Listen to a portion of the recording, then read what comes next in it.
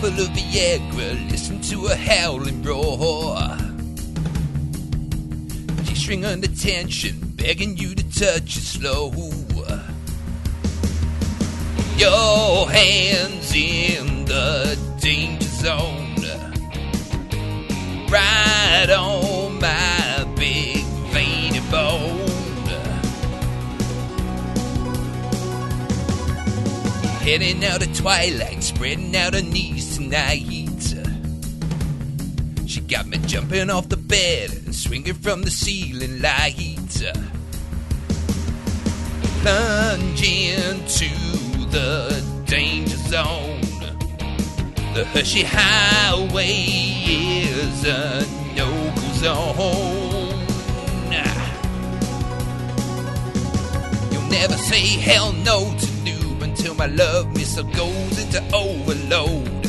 This is as fast as I can go. I think I broke my hip and my lungs will explode.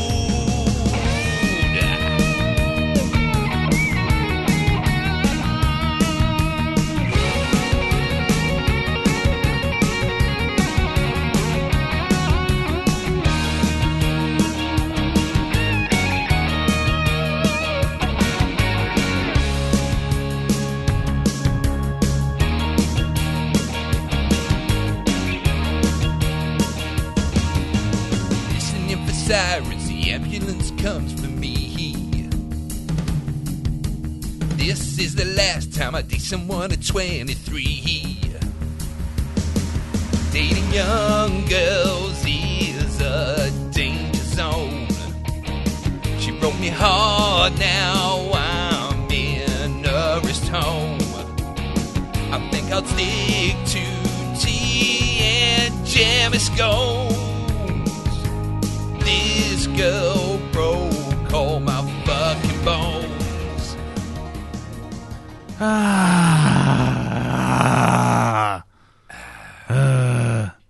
Hello everyone, and welcome to the Blackdog number 120-something. I have no idea. 120-something. I think it's... There's a record in it. Go on, Norris McWhirter. Oh, no, don't. He's dead. I don't know. Oh, that's a record. Is it? Yeah, the amount of times Norris McWhirter has been evoked from the grave. No. I don't know. Is it 127, 128? Something like that? I know, you run this thing. It's your baby, not mine. I just turn up once a week. Oh, fucking hell. All right, then. It's until I find out otherwise. Welcome to Blackdog 127. Yes. Which we will be calling You Can Be My Wingman Anytime. Uh-oh. Suddenly it took on all of a dark aspect. I'm Lee. You're not going to, cover me in your jet wash, are you? No. Way. It's all over you. All up your nozzles. I'll go into a flat spin. Who'd have thought of the chances? Ah, dear. Yeah, and I'm Darren. That's the one. You stick with I'm Iceman. And I am Maverick. You're Maverick and I'm Iceman. No geese. No geese. Goose. Yeah. Anyway, welcome to the Black Dog. Been away for a week or so. Hope your half term was good. If you had a half term. Well, it was. It's Black Dog half term. Is it Black Dog half term, right? Yes. Okay, yeah, no homework for 2 weeks. No. Yay. Exactly. And so I guess we'll have a little bit of news, a little bit of chat, possibly a shitty superhero, but all sorts of things have gone horribly wrong with my iPad, so we may actually have to cut some of that stuff short because I can't read it off my lap when it's not actually working. We might actually have to put it on that ancient technology known as paper. Papyrus, you say? Exactly. Papyrus? Anyway. What is this scroll you have just handed me? Have you seen this parchment? Parchment. Verily, the epic heroes of yore. Yes. The less than impressive ones. Gaze upon my pigskin. Anyway, oh, no, thanks. See, back to the Top Gun again. Back to Top Gun innuendo. Actually, that's what it's going to be. Top Gun innuendo. That's what we'll call it. Innuendo. Sounds like a quiz game for all the family, right? Doesn't it? Innuendo. Yeah. In your face. In your face. Jet wash. Jet wash. There you go. That's the title. Jet wash. Jet wash in your face. Jet wash in your face. So we also have a Jim Moon Profanasaurus, and then of course we are going to get round to talking about fucking Top Gun for about 30 seconds, I suspect. Yes, right into the danger zone, my friend. Right into the danger zone. Yes, in hindsight, having that as Tony Scott's memorial film was probably not the best way of doing it. No, it's not, is it? It's like, finding, having a really respected person die, and then finding like a bondage tape of them or something like that. This is basically what we've done here. On the slideshow. Yes, on the slideshow. Yeah. On the slideshow at the wake. Oh God! I could just see the images there of the sort of like you've got the projector showing slides from their life, down the beach with granddad, stuff like this, and all of a sudden, somebody's popped one in there, have him tied up on the bed, handcuffed, irons behind his back, ball gagging his mouth, exactly, mistress's knee in the back of his neck, and him sort of looking into the bloody picture. So. How was the Marrakesh Express, Darren? The Marrakesh Express. Well, what an experience. Yeah, what an experience. Okay, so what I've got to say is, right, if you take a taxi out in Marrakesh, then you take your life, or they take your life in their hands. Oh, yes. They really do, right? Because what I found is two things. Seatbelts are just sort of like, pieces of string. They're just they're just things that hang off the side of the cab on the inside, right? That's all they are, right? Right. And indicators are just lights that flash on those cars because they're not used for anything else. Okay? I'm not joking. I have never been in a car with somebody driving by the seat of their pants before. You actually using his pants? Yeah, actually using his pants. Well, I don't know if he was using his pants, but it was just like, people would bib each other, and then they just wave at one another and say, "Oh, thanks very much for letting me through." It's like they just ride across whole lanes of traffic to go for a gap. And I'm thinking, Jesus H. Christ, I haven't even provided me with a crash helmet. See, so me driving you home at night suddenly doesn't look quite I'll tell you what, I'm never going to complain about my driving. British drivers ever again. No, because it's like, we're following the highway code to the letter over here compared to what it's like in Marrakesh. I'm not joking. The taxi drivers, they obviously need to get paid danger money or something. Right. But, so we get to this hotel, okay, and lovely place. Lovely looking place. Very posh. Right. Okay, walks in. Yeah. Gets gets into the sort of like the place, the reception area. And it's all marble floors. We're offered lemon drink with like a little bit of like leaves in it and stuff. Nice. It's lovely, sweetened. Okay. Yeah. Go up. Looking at the chandeliers. It's all fantastic. Get out of the actual reception area. Get taken by golf cart all the way to our room. We look nice. There's all these lovely palm trees and everything. There's like all these high marble arches and stuff. It's like, bloody hell, Laura, we've really struck gold here. You've like, the Groupon sort of like. This Groupon deal you've got has obviously landed us in like a high-class Marrakesh resort, right? And the shopping cart just kept going until it hit the shed at the bottom of the garden. No, we go on, right? Okay, takes us to our room. Okay, we drop our stuff off, and it's like this is like about 8 or 9 o'clock at night, and so it's like, well, let's go and get something to eat. Let's go back because there was that lovely little restaurant, and it's like we walk back, and it's like we walk past this thing called the restaurant Marrakesher. Okay, there's nobody in there. There's lots of candles. Thinking, okay, well, look, I'll tell you what. Let's go to the main restaurant, okay, and get the sort of like the buffet stuff that's laid out. Yeah. We'll go and eat. And it's like I'm walking through. It's like this is very posh. This is very posh. Yeah. And then we get into the dining room, and then that's when I realised we've stumbled onto the Marrakesh version of Butlins. Oh. God. Because we walk in there and there's just like people in t-shirts and shorts, kids screaming, ice cream all over the fucking place, right? And it's like these overworked staff running around after everybody, leaving whole bottles of Coke. I'm even talking like 2 litre bottles, just coming up and just dropping them off. Right. There's no rhyme or reason to this. Hold on. Coke, right? 2 litre bottles of Coke. 2 litre bottles of Coke. Clearly a classy establishment from the off. Right? Yeah. Well, it is Coke Zero, so it's goth Coke. Okay, it's black Coke, right? So yeah, but it's a bit classy, I would have thought glasses of water and bottles of wine and stuff. Hold on. You haven't had the best bits yet. Okay, right. Go on. So we go up, we sort of like have the classy food, which includes chips. So, there's no baked beans there. I was disappointed, but no, the food in there is generally nice. Okay, it's like really well cooked. Yeah, lovely, not a problem. Chips. So chips, no chips there, and right. trust me, it wasn't. This is the thing, right? There's very exotic chips for you. Very few English people there. Lots of French people who are going for the chips and some other strange stuff that they're eating. So they're having chips and hummus. Okay, well, whatever it was, this stuff. So anyway, we come out of there and we're like, we'll go and get a drink. We'll go to the bar. Right. We'll go get a drink. We'll go because we can hear music playing. Yeah. So we see like there's this, this Darren Diamond-esque bloke out there trying to get everybody up and dancing. Okay, so we grab our free beer because everything's all inclusive in this place. You can drink as much as you like till you're sick in the face. Right. So we go and grab a beer, go and sit outside. So come on, we go and watch this. We go, you soak up the entertainment. Love. And we're sitting there watching this, and suddenly they call up everybody to come and do something called the Madison. I'm thinking, this must be some kind of strange French dance that we've never heard of. So we're sitting there watching this, and we're listening to it, and Laura's gone, do you recognise that tune? It's the fucking Macarena, isn't it? No, it's not the Macarena. It's even better than that. It's even better than that, right? All these French and Moroccan people right, are getting down and shaking their asses to the theme tune from Bottom. What? Yeah. Slightly jazzed up. I'm not kidding. It is the theme tune from Bottom with just a little bit of a disco beat thing. No, you do a bit that goes.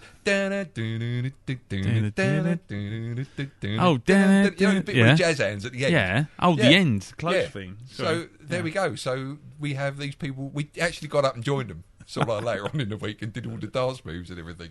So should we go and teach them the proper way to do it with the punch in the face and stuff like this? But no, we didn't do that. Anyway, so later on that week, we go out to Old Marrakesh. Oh, that's not good. Old Marrakesh. We buy a guide, right? There's a bloke outside, a guy called Rashid, right? Seems a very nice chap. We hire him, okay, to take us around. I mean, there are good points and bad points to having a guide, okay? Because basically what happens is they're paid commission to get you to go into certain shops. No shit. Yeah, no shit.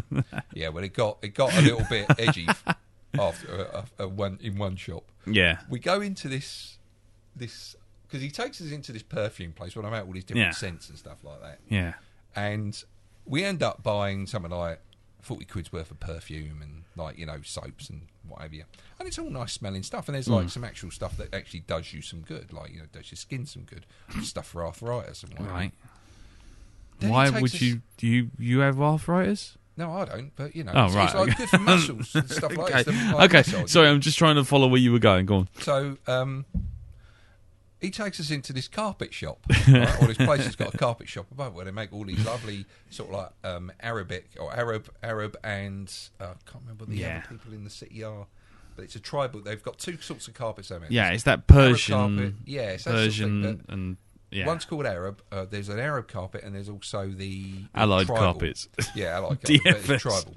Now, difference between Arab and tribal. The Bedouins. Arab is just a pattern. Yeah. Okay, it's got no meaning to it. It's just a pretty pattern. Whereas tribal ones have actually got a story connected to them, or they mean something for the tribe. It's like a trademark for each tribe. So we're learning this stuff. Okay. And the bloke starts off before he tells us anything. He goes, "Look, we not only get people in here who want to buy carpets, but we teach people who don't want to buy anything about the stuff as well." Okay. So we go along with this bloke and we're listening to him about the carpets and how to make it. And he's telling us these like this woman here, what she's doing is she's making this carpet here. Shows you making all the little knots and everything like that. And I say to him, so how long does it take them to make a carpet?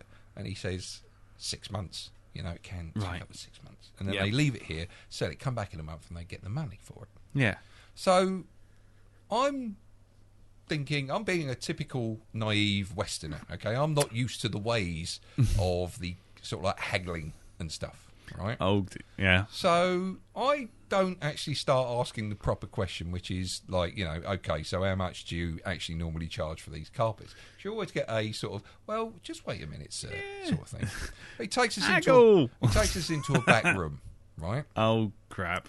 And he brings his carpet, and they start showing the carpets, and he goes, how would you like your mint tea? And I said to him, we like both looked at one another and went, oh, no, we're fine, thanks very much, don't want any. And he goes, oh, but it's hospitality that's been offered. You can't refuse. Yeah. And so I'm like, oh. I said, well, I'll have mine with sugar in it then, please. Thank you very much. Yeah. I've got my back to the wall. You're between me and the exit. Fine. I'll have your mint tea. Mm. So I had me mint Then tea. then it all went blurry. You woke up with your bum feeling very sore. Yeah. No, but it basically boiled down to he tried to get us to haggle for the carpets and the blankets and stuff. And when he told us how much it was, he goes 4,000 dirham. Yeah. Now, 4,000 dirham Dinar. it's dirham. Oh, right. And it's 4,000 dirham is about 350 quid. We haven't got 350 quid on us, right, in dirhams. Half a dinar for my bloody life story. Exactly. We've probably got about 1,500 dirhams on us, right, which is going to feed us for the rest of the week or sort us out. And No, it's you're meant to basically, argue. I'm trying to tell this bloke that we haven't got the money, and he thinks we're using it as a bargaining tool. 10 for that, you must be mad. Exactly. So it got a bit aggressive a little while there, and it was quite, I've got to say, it was that experience that kind of put us off going back in there after that. The souks are quite aggressive. Well, some of them are. This particularly was. And I don't know if he was just trying to teach us how to haggle or what, but he gave no indication he was giving us a lesson. No. He was looking for a sale. Of course he was. But, yeah, we managed to finally... Were you get wearing out a of there. knotted hanky on your head and you rolled up trousers?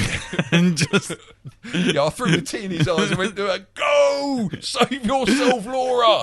Mint! Yeah, he said, you mint, have it. Flick a mint. Have your sugar. Mint tulip. Yeah. In the face. So anyway, we managed to get out of there. But after that, we did find this small shop he took us to, and it had Converse in the window.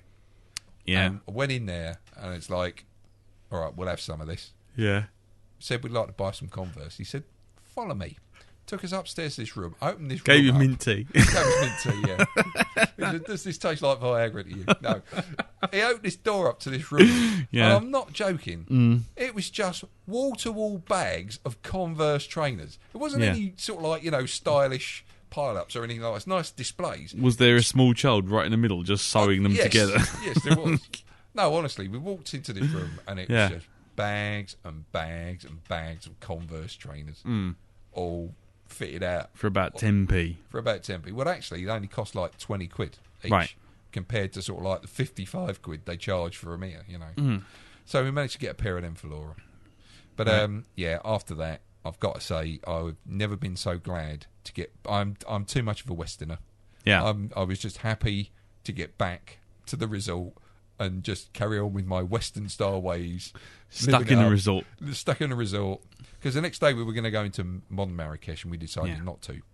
And that was when I became ill. Oh, yeah. Yeah. I'm sat by the pool. Have in you the been sun. drinking the water? Well, I'll tell you about that because we thought it might have been the ice cubes in the drink. Because they're the only things that because they give us water, they give us a full 2-litre bottle of water, sealed. But they won't make the water out. They won't make the ice out of that. No, they don't. No. So anyway, I'm sat by the pool, right? Okay, got my feet, because there's a reservoir up at the top end that you can sit in, right? Put your feet in and just like read your book, listen to your stereo. I'm thinking, this is fucking great. I don't have to get in a swimming shorts or anything like that. I just sit here, nice, kept feet in the nice cool water. In your jeans with your knotty danky. With my knotty danky, my bacon sandwiches right there. Yeah, that's great. That is. I'm in another country, ain't I? Yeah, that's it. Yeah, I'm off on holiday. This is culture. fucking culture. This This is is fucking culture. Yeah, these ain't just chips; these are Moroccan chips. You uncultured. Anyway, so I'm sat there. I've had 2 Cokes, and all of a sudden my belly starts feeling like it's got the cramps. Oh no! Right. And to cut a long story short, Intercity 125. I'm not joking. I got to the toilet, and this is where people, if you're eating or anything, especially if you're eating steak and kidney puddings, right? Okay, I pause. I just skip about 5 minutes for what I'm about to tell you, because I'll tell you what, right? Okay.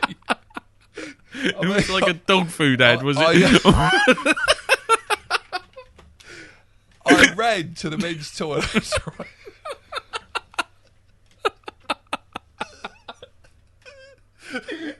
You see, Yeah. you see that bit in Star Wars where he's in the land speeder, he's floating. That was me.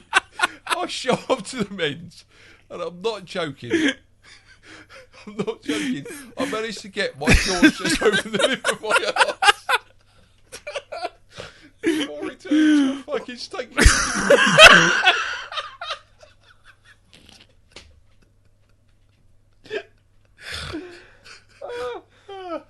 I just went.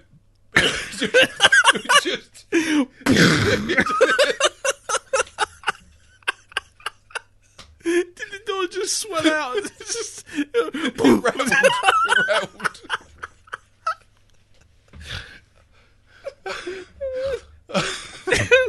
Okay. There was a brief flash from behind the curtains. Oh, this was all on the last day as well. Oh, it's like, nice. I calmed down a bit, right? Okay? I cleaned the entire cubicle after that, okay? Oh. But we went to the dining room afterwards, and I went, try and eat something. And I went, okay, I'll try and have something to eat. So we got in there, and the only thing my eyes would let me focus on without feeling sick was chips. More chips. For Christ's sake. So I went and put some chips on my plate, and it's just like I was one of the serving waiters, because all I did is I went back to the table, dropped the plate off, and ran for the toilet in the fucking restaurant again. Oh, man. So and they're all sitting there munching on the chips, and there's yeah, all they could hear in the background was no, honestly, I after that I went back to the hotel room. I was wrapped up in a blanket. I was shivering. Two of my fingers on my hand went numb. Yeah, I couldn't get any feeling back in the fingers at all. Right, I'm sitting there and I'm thinking, well, it's a good job it's in the right hand, because if it was in the left hand, that would mean it was a heart attack. All of a sudden, tingles started going up the left hand as well. Nice. Now, to cope with all this, I'm sitting there on a bed, the telly's on, right? Okay, and there's Grey's Anatomy on the television. And it's all not embarrassing bodies. No, not embarrassing bodies, because I could have been on that. But it's just like, I shouldn't have been watching Grey's Anatomy, because it was all about this life or death struggle, this woman who'd been in a car crash. Nice. I'm thinking, that's going to be me, innit? I'm going to be a body on a slab. Did she have the shits as they were lifting a corpse out of the car? I think she must have passed one, on the way out. But there you cheeky go. squeaker. Yeah, cheeky squeaker. But so yeah, I came home ill.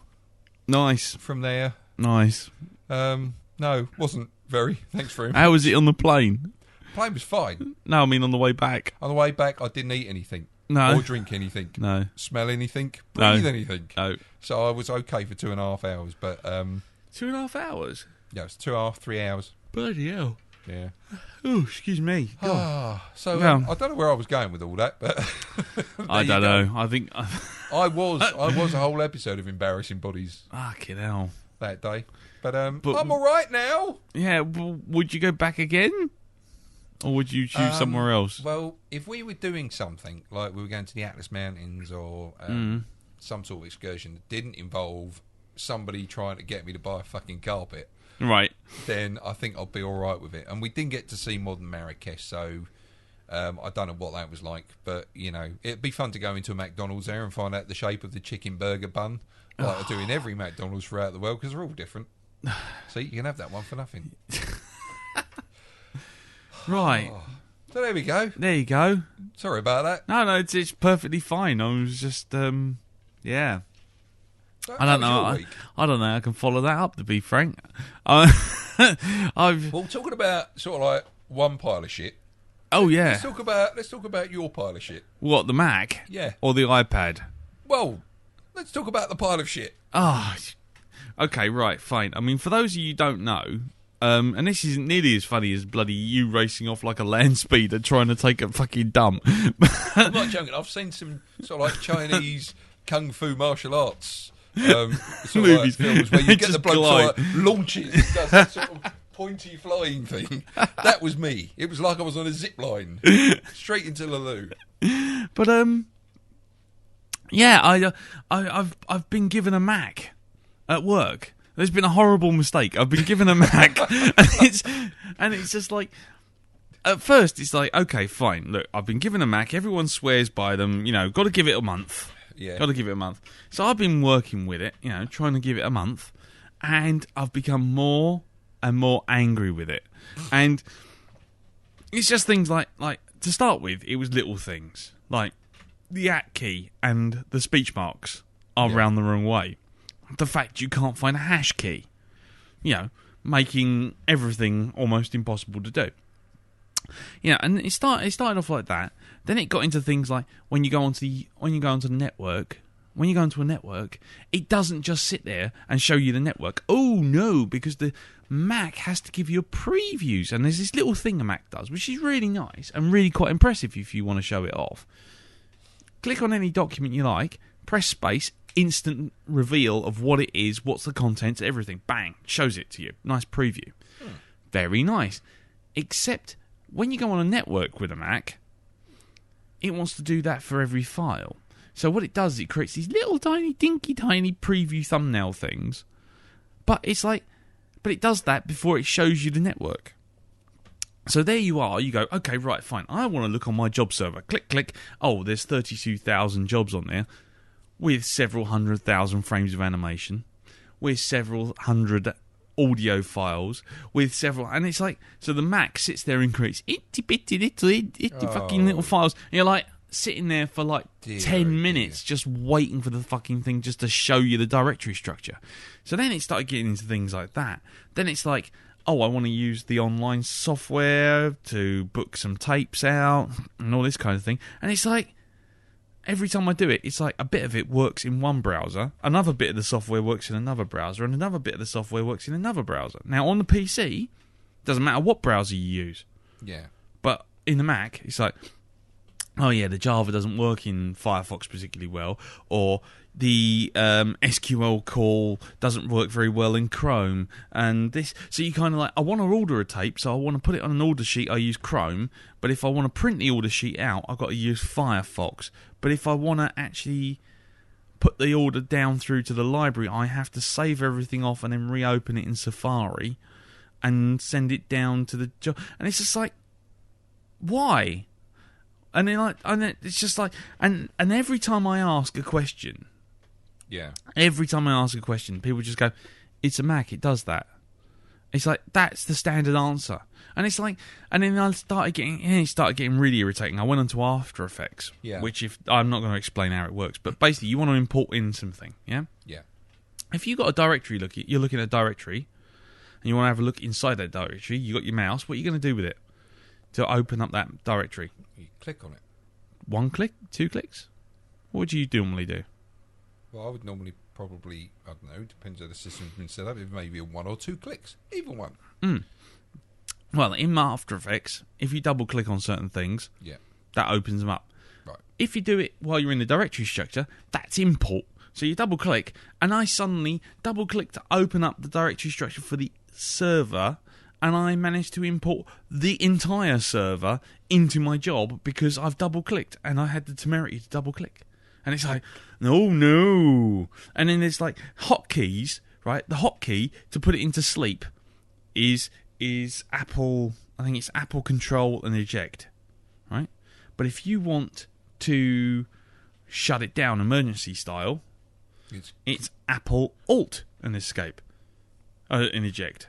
So hold on. So if your finger's out by 1, you either put it to sleep and lock it, or you immediately reboot the entire fucking system. That's fucking stupid. That is fucking stupid. Oh, and it just the list of things where you kind of go, but why? But why? Why is the @ key and the fucking speech marks around the wrong way? Why can I not just use one fucking browser to get to an online system which is just made in Java? Why can I? And every fucking time people are just going, yeah, it's because the Mac does it like that. It's like, no, it's a tool. I should be able to make this do what I want. And then I've got a fucking magic mouse. A cocking magic mouse. Now, magic mouse. Right, okay. Basically, it's a Bluetooth device. Yeah. And it's a little tiny, like, sort of white pill thing. And if you put your fingers on it, it's like the touch screen of an iPad. So, with your finger at certain points on it, even though it's not got any buttons, tap your fingers on it, and it works like a mouse. Right. Unfortunately, what it doesn't tell you is that if you use 2 fingers and you're just sitting there and you're moving along and you might maybe brush your fingers away and you've touched it with 2 fingers, you create a whole brand new desktop. Your entire desktop picks itself up, throws itself off to the left or the right, depending which way you move your mouse, and you've got a brand spanking new desktop looking at you. And it's like, what? Where did my files go? Yeah, where the fuck did that all go? And everyone goes, yeah, it's a magic mouse. You just swipe it back. You can turn those gestures off. It's like, but I didn't even know these fucking gestures existed. And they go, yeah, well, it's a magic mouse. It's like, what? What the fuck? It's just like every single time. It's just people What the fuck just. is a magic mouse? It's a touchpad. It's basically I a know that, touchpad. but it's like that's what your question is. What the fuck is a magic mouse? Yeah, and then fucking silly magic mouse, right? You should have thrown it at one of them, and then when they go, what do you do that for? Oh, I'm Lee Metcalf. It's what I do. Yeah, it's what I fucking do. Anyway, so it gets worse and worse and worse and worse of these things. Like fucking email. You can't use Outlook. No, you have to use Entourage. Entourage is like email from 1993, and it's basically put on a new super duper Mac. And you go, right, brilliant. And it goes, oh, I'm going to check the server. Checking.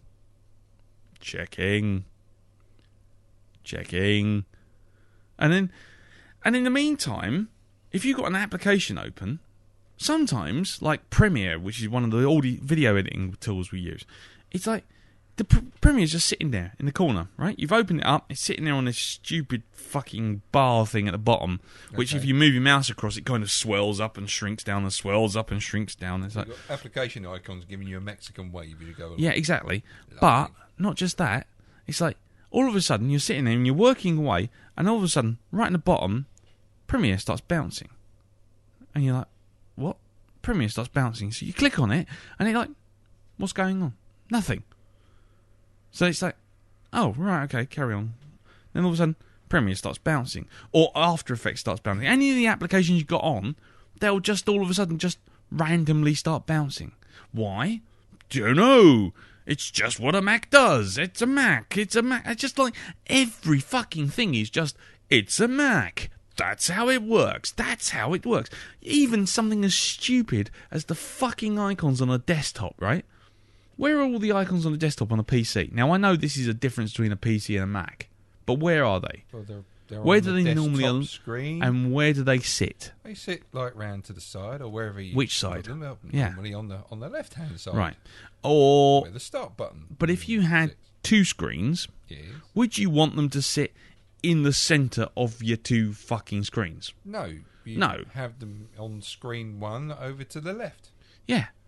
Well, let me just tell you, sir, that Steve Jobs from Beyond the Grave says, no, you must put all your fucking icons on the fucking right. And if they're on screen one. So if your screen one is on the left and it is sitting in the part of the two screen setup, all your icons will automatically always appear in the middle of your fucking two screen setup. Want to move them over to the right? Off to the left? Fuck off. No, you can't. You want to change a button? You can change a button, you can drag them to wherever you like, but they don't like align or anything. Yeah. And as soon as you align, they slap them back to the middle. It's like, you got applications that when you maximise them to full screen, you got two screens, you get one screen doesn't give you like your application that you're looking at, and the other screen gives you whatever else you were looking at, or your desktop from behind or anything. Oh no, it creates a nice grey Hessian background. So one screen becomes effectively utterly useless because you maximise the program over here. So take what load of old cock. So take like a QuickTime movie. Yeah. And you're trying to note down a script, for example. So you got, right, okay, fine. I'll open it up. I'm going to watch this. Right, I'll fire it up, switch it into full screen. Up it goes, full screen on the left-hand screen. I'm going to type on Word. Where the fuck's Word gone? Oh, I have the second screen. The £400 I paid for this fucking wonderful second screen is utterly useless because now it's a fucking grey background. Why? Because Mac has turned it into a new desktop. Yeah, it's all for you and it looks stylish. Fuck off, Mac. Fuck off, Apple. And fuck you, Steve Jobs from Beyond the Grave, you prick. It's just like there's so many things where it just turns around and just goes, hey, I'm being cool. And you just feel like you're fucking trying to defuse a bomb. You're wearing fucking very stylish boxing gloves and fucking tweezers. It's just like, it all looks really nice. And someone's standing there going, yeah, that's how we do it in the Cool Kids Club. And it's just like, yeah, but I can't fucking use it. And I can't change it to the way I want to use it. And you know what? It's my tool. I'm not its user. It's not the other way around. I'm not its fucking pet. It's mine. Fucking thing doesn't fucking work, then it fucking works the way I want it to fucking work. Not some silly cunt from fucking the other side of the planet who's dead, sitting there telling me, going, oh yes, well actually, you know, the smartest way to do this is to have a few extra buttons. It's like, no, give me a standard keyboard. No one sat there with a keyboard back in the 1920s and thought, oh, I know, I can't find the speech marks. I'll find a fucking @ key instead. That'll be much more easy. I might have used that far more times. It's like, oh, cock off. And then it's like stupid shit, like you try and open up more than one fucking flash-based item and it all goes and crunches and dies. And this machine's got like 24 fucking gig. I mean, it's literally the most powerful piece of shit I've ever owned in my life. And it's just like, and now I went upstairs to IT, and I just said to them, look, I know you can put Windows 7 on this fucking thing. Put Windows 7 on this fucking thing, because if you don't, I fucking well will. Or take it away, give it to some other poncy cunt, and I will fucking have a normal PC. Because I tell you what, it doesn't matter. All those problems that I've just talked about, if they all happened in Windows 7, you know what? I could fix them by turning things off, moving things around, and you know what? Windows 7 wouldn't turn around and go, but I do it this way. Fucking irritating month of my life trying to do fucking something that's taken me less than 20 minutes. It takes me a fucking day because some stupid fucking piece of poncy ass shit wants to bounce up and down and it wants to change all the keys around, and today I'm pressing 2 buttons which is on a Sunday, and it's like, no, you can't do that because it's not really Mac time or some bollocks like that. And it just sometimes he's got Wi-Fi and it just connects to Wi-Fi and it tries to use the Wi-Fi as the premium network connection to my fucking network. Yeah, you tried moving like 2.5 terabytes of fucking animation files over Wi-Fi. I might as well tap it out on the fucking motherboard using a pin.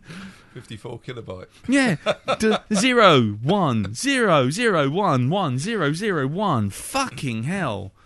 And yet, all the time, it's never the Mac's fault. Never. No, apparently not. No, the network's slow. Well, it's not slow on a PC. Yeah, but it's a Mac. It's not configured for the Mac experience or some bollocks like that. And then just as I start getting like really wound up by that, my fucking iPad gets updated into obsolescence by fucking taking a dive, because every time it opens up something in 5.1.1, it now doesn't work. Not a single fucking application works. I open it up, 30 seconds, it shuts down. So is it the world's most expensive tea tray now? Right now, it's not even that, because it's too small to hold 2 cups of tea on. All right?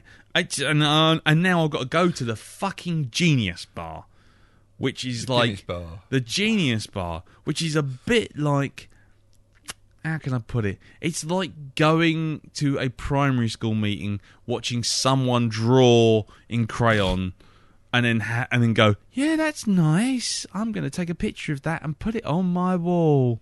Because the Genius Bar is basically a bunch of knob-ends who get to wear blue T-shirts with little iPads hanging around their necks going, oh, yes, well, what we'll do is we'll send it back.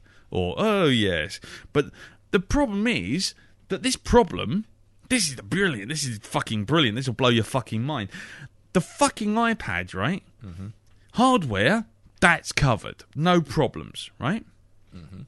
But take the iPad to the Genius Bar for a software issue. That's chargeable. What? Yeah, that's chargeable. So basically, sneaky fuckers. So basically, they fuck you up deliberately with a piece of shit OS that they can't even be bothered to test on a piece of hardware that they've sold me. Yeah. And now, in theory, on Thursday, they're going to charge me for fixing it. And you wonder where fucking Apple gets all its fucking money from. It's because what they do is they send everything into obsolescence. And now my iPad is exactly almost 2 years old. Yeah. And guess what? Looking on the Apple sites and looking on the Apple support forums, guess what? No problem with this update on iPad 3. No, of course not. iPad 1, no one can fucking use it at all. iPad 2, everyone's now going, hey, guess what? I can't really do... Oh, shit, this is happening. Do you remember that film that was on, or that news report that was on the Onion News about Sony's latest fucking piece of shit that no one fucking knows what it fucking does. Yeah, exactly. Its latest time vampire. Yeah, yeah, motherfucking time vampire. Yeah, exactly. And so now, right? I mean, I've not listened to podcasts. I've not looked at websites. I've not kept up with news or anything because every time I touch my iPad, it's like some coitish virgin from the 18th century. Oh no, you can't see my ankle. Oh, terribly sorry. And it's just like, I'm basically, I've already turned around to Carol and I said, look, if it costs more than 50 quid to sort this out, I'm going to throw it in the fucking bin because I've had it. I've absolutely had it up to my fucking neck with Apple. I was just warming up to them when I went to Australia, and I took that MacBook from work, and I thought, oh, this is actually not bad. But I tell you what, after using it in anger with a deadline, because that's the other thing, I'm getting people on Twitter now, saying to me, oh no, but it's so lovely and shiny, and it's a wonderful piece of kit. It's so brilliant, and it's so beautifully engineered. It's like, it's a beautifully engineered fucking paperweight if the deadline sails past me like fucking Concorde while I'm still sitting there trying to find a file on a network. I can't even launch Angry Birds, you cunt. Exactly. And we got a backup system that's tape backup, yeah? And now we've been banned. See, the idea of the tape backup is that the tape backup is automated. We've got a robot downstairs in the basement that basically comes along and it takes his arm and it puts the tape in and it restores back any tape that has been, any job that we need, just by us going to the folder. Well, thanks to wonderful 10.7 OS X, because it wants to create a fucking preview picture so that everything can have the Apple experience... Soon as it sees the archive folders, it starts accessing them to create preview files. So now the robot goes absolutely fucking spare. It goes because it suddenly realises every single folder in this archive, dating back nearly 6 years worth of work, needs to be restored because every single folder's being accessed, so we can have a little fucking preview. So we brought down all of the new Macs brought down the fucking network last week because we all went to try and restore a file. Yeah. And what happened was we created all these little preview things. We accessed pretty much, the iPad, the Macs basically accessed every folder without us asking. The robot basically tried to restore, and get this, you're going to love this, it tried to restore 140 terabytes onto a server that only had 6. Fucking so hell, the server just filled up. The tapes just kept coming, and the fucking thing just went because we had the temerity to look in a folder. Jesus H. Christ. Unsurprisingly, we've been banned from that now, and we have to phone up. Get this, we have to phone up people with Linux boxes or PCs and say, can you just restore that file for me? So I can't even work in the way I used to work, which is supposedly the old, smudgy, boring old way. Oh, and fucking deleting a file. How do you delete a file on a Mac?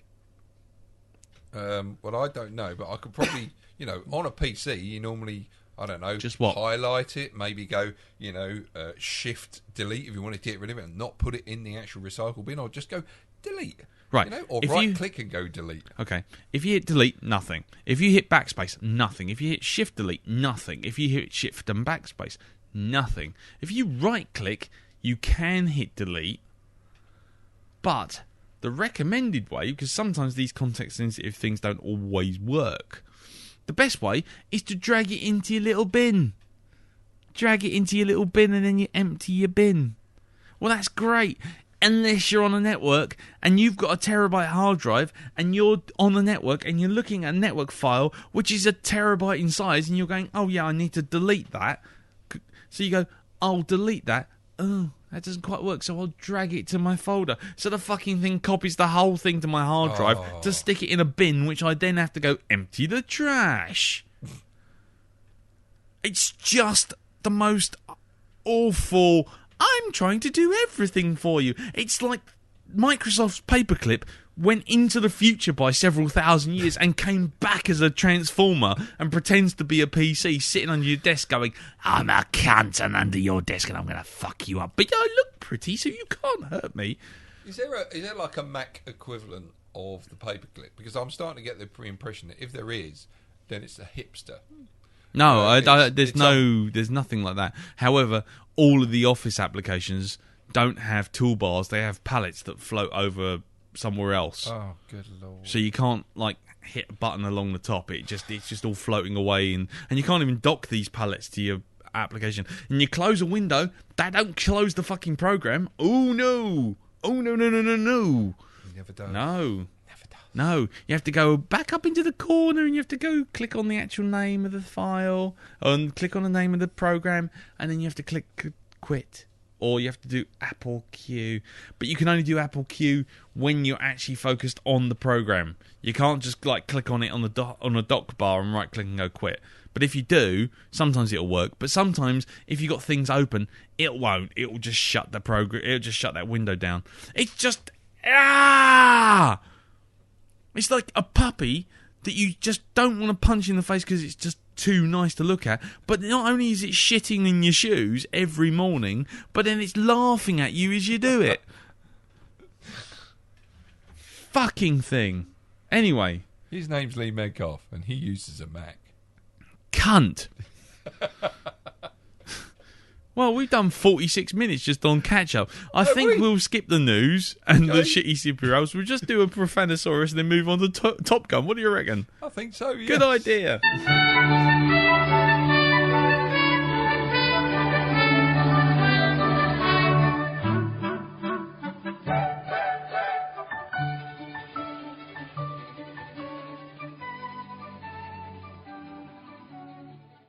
Arrange the orchestra. Euphemism. To make adjustments to one's horn. To reseat your woodwind section. Or to ensure your flute is in tune. See also conducting the band through your trouser pockets. Well, you've got to find something to do while Star Trek the Motion Picture's on. Right, gents?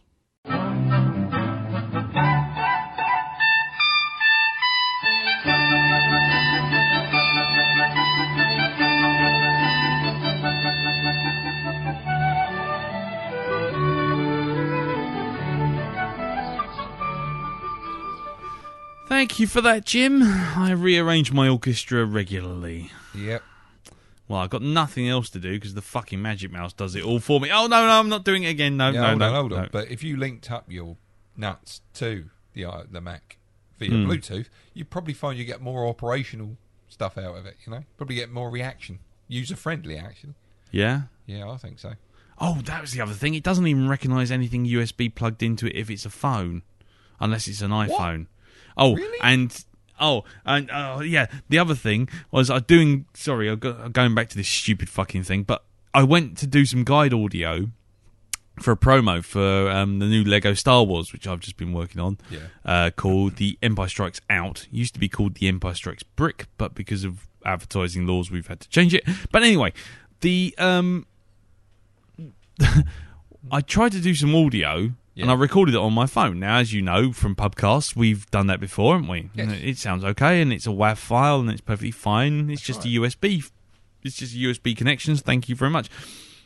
The USB connection doesn't pick that up, right? The Mac does not pick up my phone. So I thought, right, okay, fair enough. It's got a Bluetooth thing. It's got Bluetooth connection.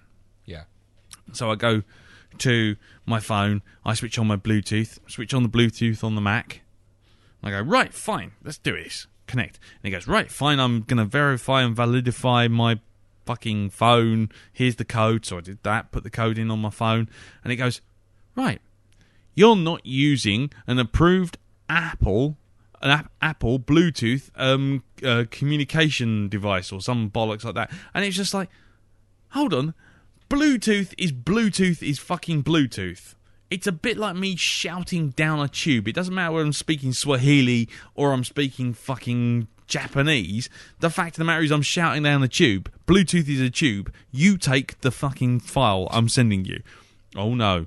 No, it wouldn't do that. So what I ended up having to do, because Apple staunchly refused to support any Android-type devices connecting to it, and if someone knows about all this stuff, you know what? 2 weeks ago, I would have listened. At this point, fuck off, I don't care. So what I ended up having to do was get the fucking file on my phone and email it to myself at home, because email on at work on Entourage takes forever and it kind of doesn't like attachments, and sometimes it does. And so then I had to then send it home, call Carol, get her to send it back to me. That is thinking different, apparently. Getting your wife to involved in your work while you're actually at work, trying to move a file 3 inches from your phone to your fucking PC. But apparently you have to send it on a 7-mile round trip. That is thinking fucking different. That is thinking different, because you're getting the family involved. Yeah. That's what it is. It's bringing family closer together. Hey, love, do you want to hear me talking about the Star Wars Lego? Do you want to listen to this? Anyway. Right, so without my iPad, which is self-destructed in the corner, I'm going to try my damnedest to do the intro bit for Top Gun. Shall we do Top Gun? Are we finally going to do Top Gun? I think we're going to do Top Gun. Have we laid everything to rest now? Guess so. Okay, let's do Top Gun. Let's do Top Gun.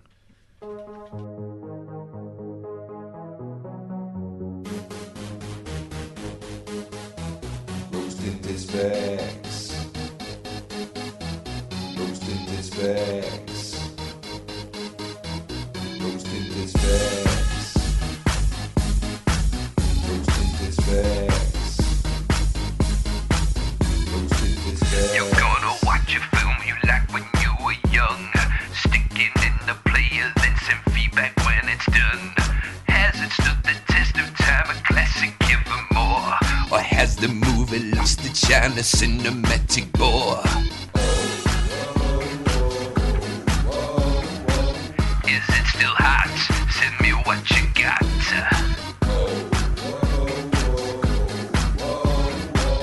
Is it still hot? Send me what you got. We'll read out your thoughts on this week's Rose Tinted Specs. We'll read out your thoughts on this week's Rose Tinted Specs. Rose tinted specs, rose tinted specs. Rose tinted specs, rose tinted specs. Oh my God, call an ambulance! Anyway, just to reiterate before we go any further, yes, I know there are people who do like Macs and there are people who use Macs, and that's fine and lovely and dandy. Just don't try and convert me to your calls. Just accept that clearly whatever I'm doing is wrong in your eyes, and let's just all move on as friends. Yes.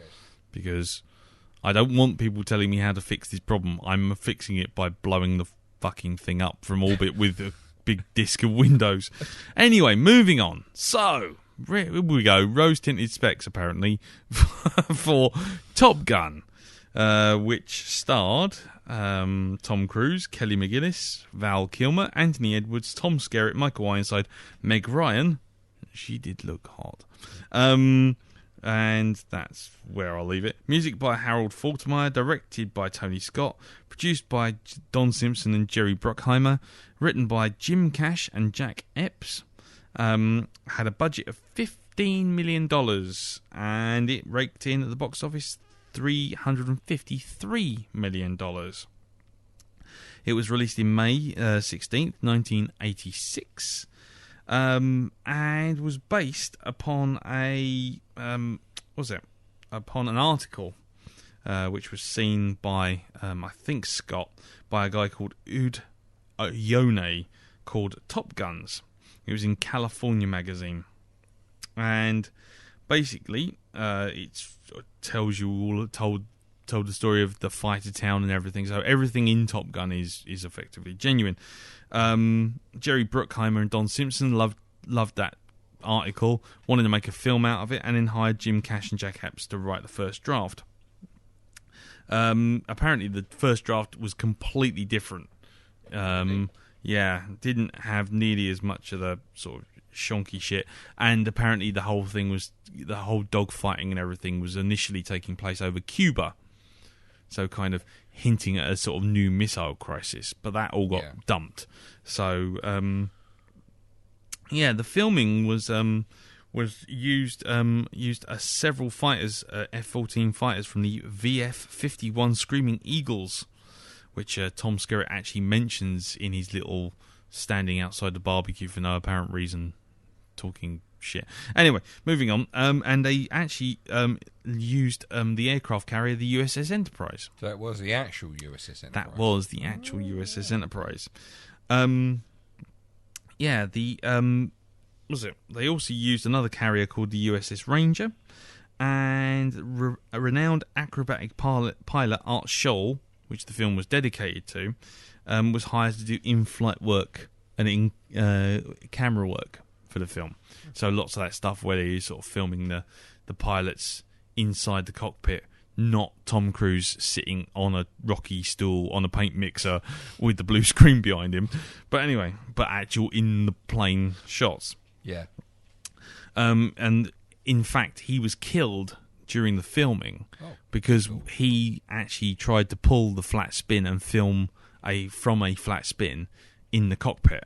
And Scholl was supposed to perform this and capture the whole thing on camera of the aircraft. The aircraft was observed to spin through its recovery attitude, at which point he radioed, "I have a problem, I have a real problem," and then was unable to recover his crashed Pitts S2, and it sent it into the ocean. Sent it into the Pacific off the Southern California coast.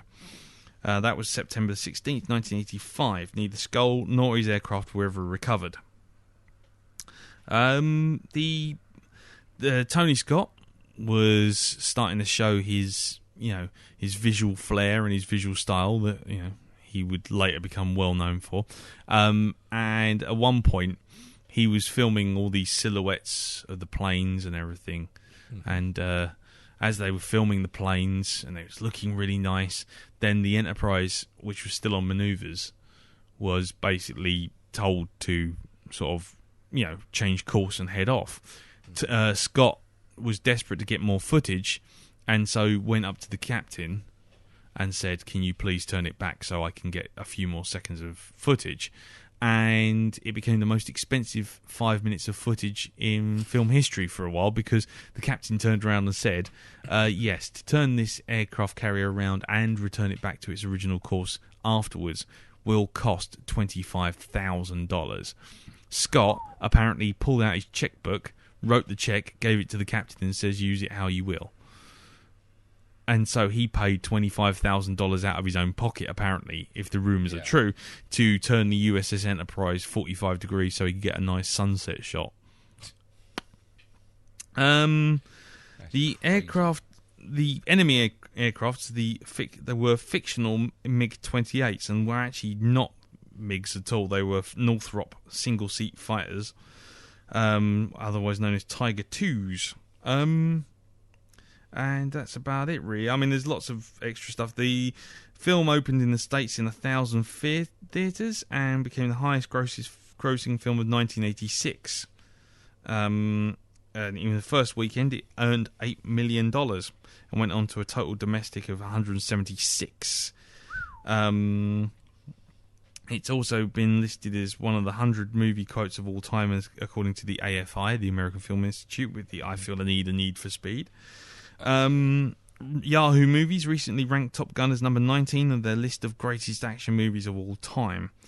And there was a plan for a sequel, which may or may not be happening now that Scott did what he did. It got a lot of awards. It got Academy Awards for Best Effects and Sound Editing, Best Film Editing, Best Sound, Best Original Song for Giorgio Moroder and Tom Whitelock for Danger Zone. It won Golden Globes, and the US military wholly endorsed the film. And one interesting story was that Paramount spent so much with the US military hiring all the planes and the aircraft carriers for such short spaces of time that they actually tried to offset the amount that they had to pay by offering to make a 90-second promo for the Navy as a recruitment drive to stick on the front as a trailer for on the video cassette of Top Gun. In exchange, they wouldn't have to pay $1 million of the dollars that they were spent in budget, and the actual Navy turned them down. An internal memo from the Pentagon to the advertising agency rejected the offer, noting that actually Top Gun did the best recruiting job for the Navy, and they didn't actually need a trailer. It was an advert. Yeah, the whole thing. Exactly. Apparently, according to motion picture producer John Davies, Top Gun's recruit was nothing more than a recruiting video for the Navy, and the US Navy actually stated that after the film came out, their naval aviators enlisting went up by 500%. Jesus. Yeah. After Scott died, the sequel has been put on hold by the looks of it. Yes, and that I'll leave it there. So, Darren, my iPad actually survived that. I'm really quite pleased. So, what did you think? What did I think? Well, I took my life in my own hands the other night. Really? Yeah, because when I sat down to watch Top Gun, I actually had 4 cheese sandwiches in front of me. Right? Okay. Now this, I mean, this is a foolhardy endeavour. Anybody, I mean, I could have died. I could have died through cheese overload. You know, I was very lucky to come out of that one alive. I think my arteries have hardened quite considerably. I was going to say, do you need a defibrillator afterwards? I needed something, maybe a scoop to shovel out the fat from inside my sort of like bloody arteries. Nice. Let's see, Top Gun. I've never actually sat and watched this all the way through before. Really? Ever. No, I've never seen sort of like the whole film all together in one go. I've seen bits. Right. Okay. Now, I have to say, this is probably not the cheesiest Tom Cruise movie I've ever seen, because as far as I'm concerned, the cheesiest movie that Tom Cruise has ever done, and I could only watch possibly half an hour, maybe 25 minutes of it. Right. And that was Impossible Mission 2. Okay, oh, right. That was just a big slice of camembert shoved inside a DVD case, as far as I'm concerned. Right. I've just chucked a snowball into hell. Let's see how long she... Oh, fuck off, Tom. That was when I went for the fucking off button. That was it. Fucking just straight out the window, like Odd Job with the fucking bowler hat, you know. I think I decapitated a paperboy or something, you know. But, Top Gun. What can I say? Do you know what? Let's talk about a relationship, first of all, between Kelly McGillis' character, Charlie, and Tom Cruise's character, Maverick. Yeah. Right. Now, I have to say that the relationship between Goose and Maverick was a damn sight more believable and actually had some more warmth in it than those two. And more sexual tension. Now, kiss! Kiss him! Yeah, go on. It seemed incredibly forced. The whole fucking romance angle. Yeah, I was always, I mean, maybe it's a thing about when the film was made, but everyone getting really excited about the fact that they'd seen a MiG. And it's like, really? They're super secret planes, apparently. Yeah. And how the radar seems to be unable to actually detect the difference between one plane and 5. Yeah. But anyway. You're Maverick. You're the one that managed to eat a 5-finger Kit Kat while taking on a MiG.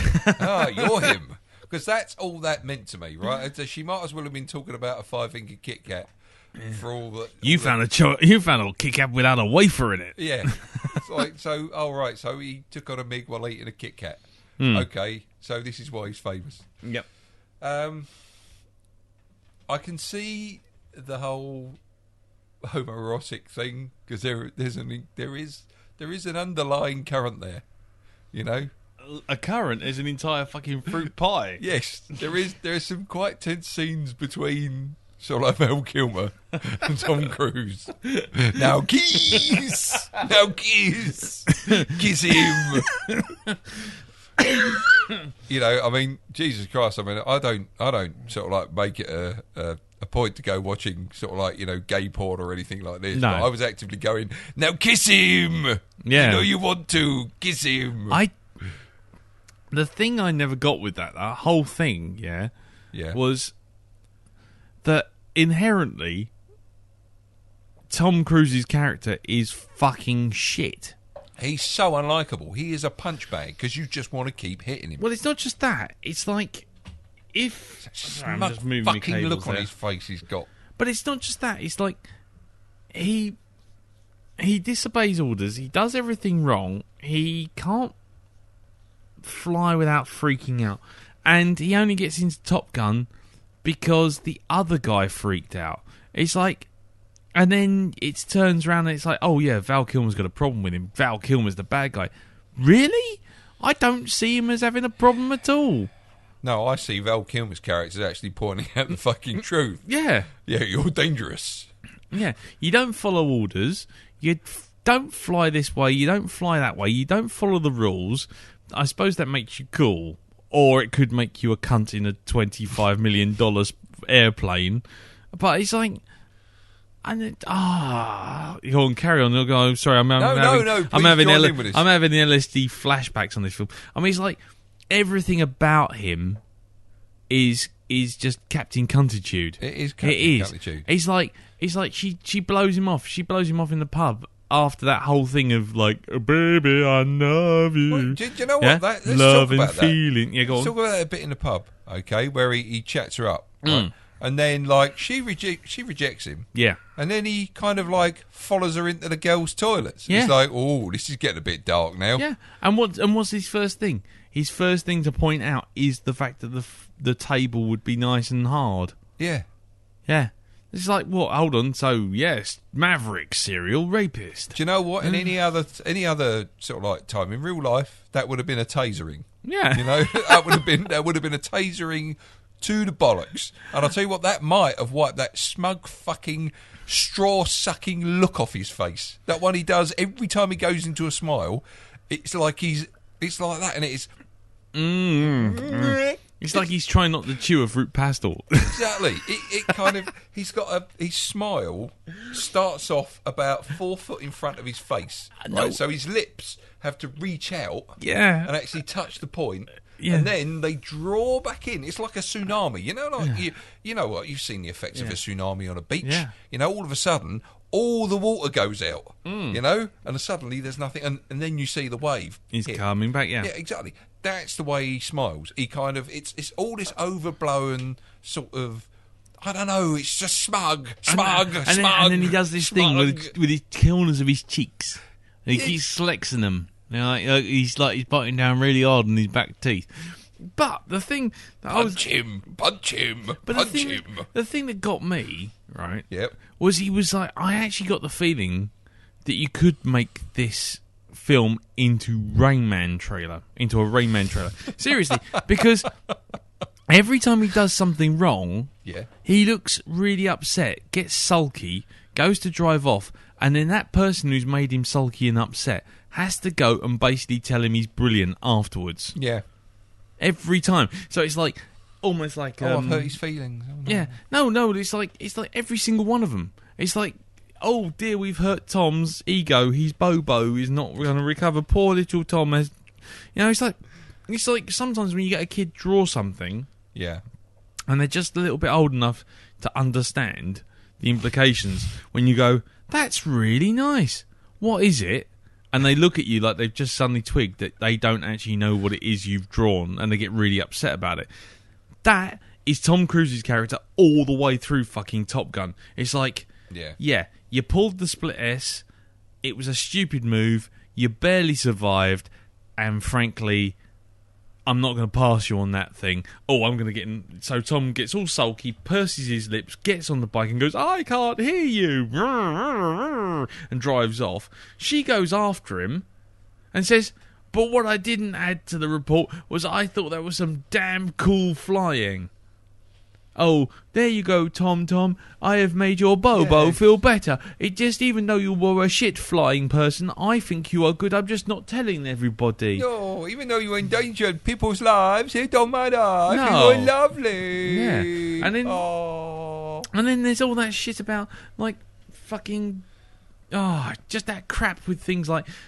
When off he goes... Hold on. When he goes off and he's got that fucking airplane thing where he's chasing after Michael Ironside, and Michael Ironside says to him, "Oh yeah, you can't go above 10,000 feet," or something like that. And it's like, right, okay, so then Michael Ironside goes up above 10,000 feet. He's not allowed to go above 10,000 feet. But it's like, but I took the shot and I could have done it. It's like, yeah, or you could have run out of fuel, gone 10,000 feet and died. But apparently you decided not to do that rule. You just chose not to. And then he walks out, and then again we have to have a shot with Tom Skerritt going, "Yeah, he's a hell of a pilot. He got you, didn't he?" No, he didn't. Don't try and make Tom feel better after the fact. No, he's shit. He's fucking shit. And then all that stuff about, I'm going to get the fucking MiG, I'm going to fly up underneath Iceman, and get out of the way, Iceman, get out of the way. It's like, no, you're a fucking pilot. You should know you've just stuck your jet engine intake into the outgo of the thruster of the fucking jet in front of you. Absolute fucking knob end. And then they throw away this kind of weird subplot with him going, "Oh yeah, I've been trying to make up for my dad. What did his dad do? What did his dad do? Why couldn't we find out? How important was it?" Not very.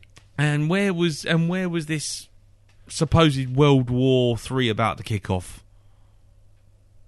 And did you actually Shut up, that's why. Yeah, exactly. And did you see any of the... I mean, everyone goes on about the fucking planes. Oh, isn't it a fucking great thing? Look at the fucking planes. They're flying all the fucking places. Brilliant. Whoa, look, planes, real planes flying in the fucking sky. Tony Scott has filmed fucking planes. It's like, yeah, brilliant. He has. However, he has filmed planes going from left to right. He doesn't appear to have filmed planes going from left to right with another plane in the shot. There appears to be absolutely no idea of where one plane is in relation to the other, unless, of course, you're used to playing a game called Afterburner in the arcades, in which case you're used to seeing a black dot kind of just hovering in the distance and wobbling backwards and forwards while you fire a missile at it from a distance. And it's just like... So even the flying sequences, as impressive as they were that they got them done, the MiG fighting was bollocks. And that crap when he's upside down and he's going, woo, taking photographs and everything.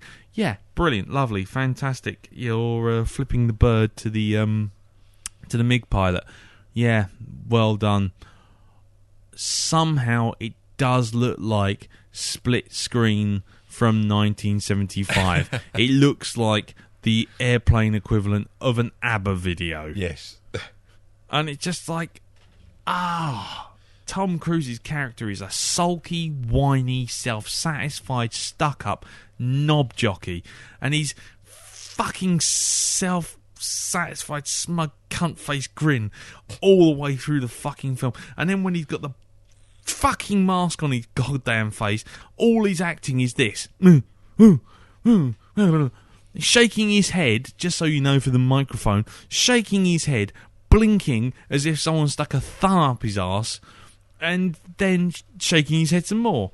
And what is the goddamn thing with everyone being sweaty? He sweated an awful lot, didn't he? The entire cast. It was like... Everybody sweated. It was like all that happened is every time you walked on the fucking set, someone hit you with a mister of fucking gelatin. Do you think it's got something to do with Tom Skerritt? Because, like, you know, he was in Aliens and everybody was sweaty in that. Yeah, but they were all sweating in that because they were fearing for their lives. Old fucking Strickland from Back to the Future, he was sweating because he was just sitting down smoking hard. I mean, what the fuck? Sucking tea through a cold Twix. Oh, yeah. So, yeah, I wasn't terribly fucking impressed. And what about you, Dal? Have you got anything to add to that? I can't say it's an experience that I'm really going to want to repeat, to tell you the truth. No, me neither. And I mean, you know, I've got a general love for 80s stuff, but this, I think, is because it was never important to me in the first place. No. The only thing that I ever remember about Top Gun from the 80s was playing that fucking vector graphics game with the planes. Yeah. Split screen one, which wasn't exactly brilliant. Ace 2. Or Top Gun. No, it was one called Top Gun. Oh, yeah, that's right. Yeah. Fight or Flight or something like that, wasn't it? Something like that, yeah. So one cheap, nasty rip-off, or should I say spin-off from the thing. Fuck my old boots. I mean, everything about this film, forget the homoerotic overtones. It's too easy a target, to be honest. It's just all the stupid shit, like, why, for example, do we give a fuck about a volleyball game? Right? What does that bring to the table? Why do we give a shit about them all standing in their tighty whities in a fucking shower, and then one guy rests against a post, and goes, "Oh man," and then leaves, and then Val Kilmer rests against exactly the same post and goes, "You're dangerous," and then it's like, what? What on earth is this all about? What is this story telling me? No, it's just telling me there's a load of boys being very bored in a fucking shower. And then it's just like, oh, fucking Kelly McGillis, she has the fucking depth of a small puddle. She really does. It's like, I just don't understand why she gives a shit, she finds him attractive, or has any dealings with him outside of just reading his fucking reports, because nothing he does says anything more than "no one loves me more than I love me." He's like, he's just such a cunt. He really is. And then when he loses Top Gun, it's like, it's the ultimate fuck you, and I think, yeah, brilliant. And then they make this whole thing of like, yes, you lost Top Gun, you were not a very good pilot, but don't worry, little Bobo, because you are going to rescue the Top Gun pilot in the last fight. And it's like, and he doesn't even do that properly. No. He goes, "Oh no, I'm not leaving my wingman," and he flies up behind him, and again, it's just, it's like acid flashbacks. Do you think he was actually aiming for Iceman and actually hit the enemy by mistake? Well, Iceman's got the most indestructible plane imaginable. I don't know how he manages to take... Ice. Well, it's not just that. He takes a shot in the side across the number plate, and then it takes another shot in the side in the suddenly fixed number plate. So it's a plane that regrows its own armour. Yeah, it's an organic F-14 Tomcat. That's pretty good. Yeah. I'm impressed. Yeah, I'm impressed too. I was very impressed at that. And and then there's the guy who replaces Goose. Not Tim Robbins as Merlin, but there's the Black Copacabana or something he's called, isn't it? Or something. Sundown or something like that. And all he does is basically stand behind Tom Cruise and basically moan like a fishwife. That's his entire job. We could have taken that shot. Why did we take that shot? Mummy, are we there yet? Mummy? It's just like everyone should have had a name that basically summed up what they actually were. So basically, Tom Cruise should have just been called Cunt. Yeah. Val Kilmer's character should have been called Boring. Yeah. Goose should have been called Dead Meat. and then Sundown, or whatever his bloody name is, should have been called Whining Child in the Back. But fucking everything. It's just everything about this film is just bullshit. And the more you watch it, the worse it gets. And I haven't seen this film in 25 years, and it's just like, I watched it and I just was like a gasp. The fucking sex scene. I'm not expecting porn levels of filth here, but he appears. Nice. Well, it'd be nice, but it's just like, it's a butt in the moonbeam shot, and it's just this. It looks like a really badly done pop video, and basically a little bit of light across Kelly McGinnis's nose, and that constitutes sex. And yet somehow he gets up in the morning and makes origami paper planes. Does he? Yeah. Wow, multi-talented. Yeah, exactly. Well, it's okay. It's a shit paper plane because it's made out of 2 pieces of paper and falls apart. But don't worry, little Tom. Don't worry about your shitty paper plane. Yeah. I just like. Fucking crap. It was awful film. It's dirge of the highest order. And the thing is, it actually made me hate the 80s. I actually wanted to go back to... I did actually want to get in a time machine, go back to the 80s, and basically slap myself in the face. Yeah.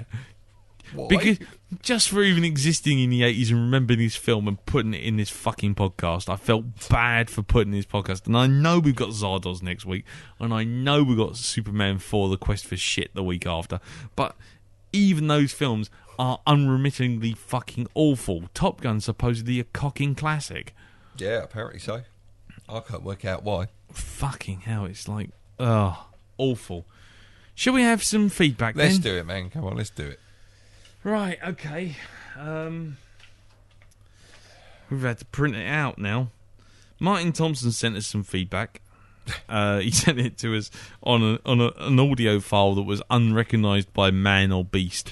So I'm afraid, sorry about that, Martin, but he did actually realise that something was going to be a problem. So he did send us a backup plan, which said, I apologise if you can't play this. Recorded it on my phone, couldn't get it imported into Audacity to convert it to MP3. So, moving on.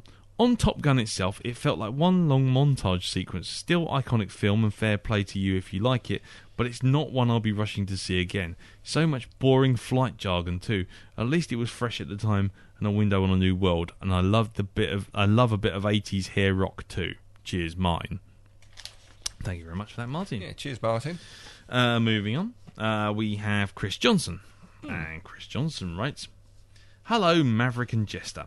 Hope the honeymoon went well, Darren, and you didn't try and swap Laura for a herd of camels. So let's get down to Top Gun. I just couldn't get to the end of this campy cheesiness. It just didn't sit well, and it left me feeling ill, and I'm a big fan of 80s movies. Chris." Oh, right, okay, fair enough. That's it, straight into the point. Straight into the point. Right, okay, we're just powering through these, aren't we? Christ almighty, we might get... That's it, it looks like we might get the bit before midnight. Right. Okay, the next piece of feedback is from Gareth Lloyd. And Gareth Lloyd writes, "Hi guys, Top Gun, top bollocks more like. Now in the late 80s I watched this film more than a few times, partly because of its glossy, shiny excitement, kicking soundtrack, but mostly it was one of the few videos that I had that I could put on if I managed to get a young lady back to my place, as most of them didn't want to watch Doctor Who or Hawk the Slayer." At this point, I'm sure there's a spaced line where we go, "Hawk the Slayer's a big pile of shit. Get out!" But anyway, moving on. Now, watching it for the first time in quite a few years, it's utter bobbins throughout. I completely failed to pick up on the homoerotic overtones years ago, and I thought that the volleyball match was just a bit of beefcake for the girls. But now its subtext is just so obvious it colours the entire film. The story is weak, the characters are completely unlikable, Maverick is a complete self-centred twant, and the rest are not far behind. The acting is terrible, especially Goose, who tries so hard to be goofy and likeable so that we care about him when he dies, but instead he comes across as annoying and a bit of a twat. And poor Kelly McGillis just swans about looking like someone with chronic constipation and desperately seems to want to be somewhere else. The only person who seems comfortable in the movie is the ever-reliable Michael Ironside. Shame the film wasn't about him, rather than the toothy moron Maverick. The plane scenes ain't bad, but the final big dogfight is a bit flat. I know Top Gun is a film of its time, but its time has been and gone. Now I'm off to slip into my mankini, grab a couple of chums and have some volleyball practice, and afterwards we'll rub deep heat into our flabby bits and gaze manfully into the sunset. Bye! Gareth. Yes. So, okay, go on. The homoerotic overtones. I mean, I'll be honest, I didn't notice them back then. However, now it's like... Yeah. They're there. It's like there's definitely an undercurrent there. But, I mean, I wouldn't say they're as, because there's a lot of people who are quite sort of aggressive about this whole thing. Oh, it's so gay! But I wouldn't actually say that. It's like not in that voice anyway. Randy Savage. Yeah, exactly. Much of it. It's so gay! Oh, yeah. The Kool-Aid man. And now here's Ollie from the newsroom. Ollie, what do you think of this film? Oh, gay! So yeah, I wouldn't be as aggressive about it as that, because it's like it's definitely there, but not as as forceful as yeah. Is I that- know what I was trying to say anyway. But Shut up, that's why. I'm going now. Bye. Yeah. I'll be honest with you, it actually didn't bother me. I just sort of sat there going, yeah, okay, fine, whatever. But the only time it kind of stuck right out, so to speak, was Iceman's wingman, or whatever his name is, the guy who sits up the back, and he just kept, every time he saw him, he was always toweling himself off or pulling a pose like, sort of like, I'm pointing at the sky, I'm pointing at my knees. Oh look, I've just dropped my wallet on the floor. His pecs flex. Yes. And then even when they sort of do the bit at the end, when they do that sort of really cheesy kind of this is all the characters, and it's obviously some kind of outtake. Yeah. And it's like, but then when you see him, he's like, it's the volleyball scene again. He's like oiled up. He's oiled up as if someone was using him like a mirror. He's just But anyway, it just made me laugh more than anything. Yeah, Right. there are some cheesy lines in it. Some very cheesy lines. Cheesy lines, especially things like Iceman with their "You can be my wingman anytime." You. You. I'm looking at you. Yes. If there were lines any more cheesier, it'd be fucking cheese string. Like I said, I took my life in my hands when I watched that movie. Fucking hell. You know? Right. Okay. Moving on. Yep. We have Andy Palastides. Hey. And Andy writes, if there's one thing the Scott brothers, and especially Tony, did exceptionally well, it was show off military hardware and make it look fucking cool. Also see Crimson Tide and Black Hawk Down. That being said, it's a cheese fondue of a film, and to steal a line from Sean McGowan, since I'm reasonably confident he will read this, this will be read before his audio feedback, it's hard to tell which is the parody, this or Hot Shots. Which is very true. Anyway, The Good. Some of the best aerial cinematography ever, period. Really?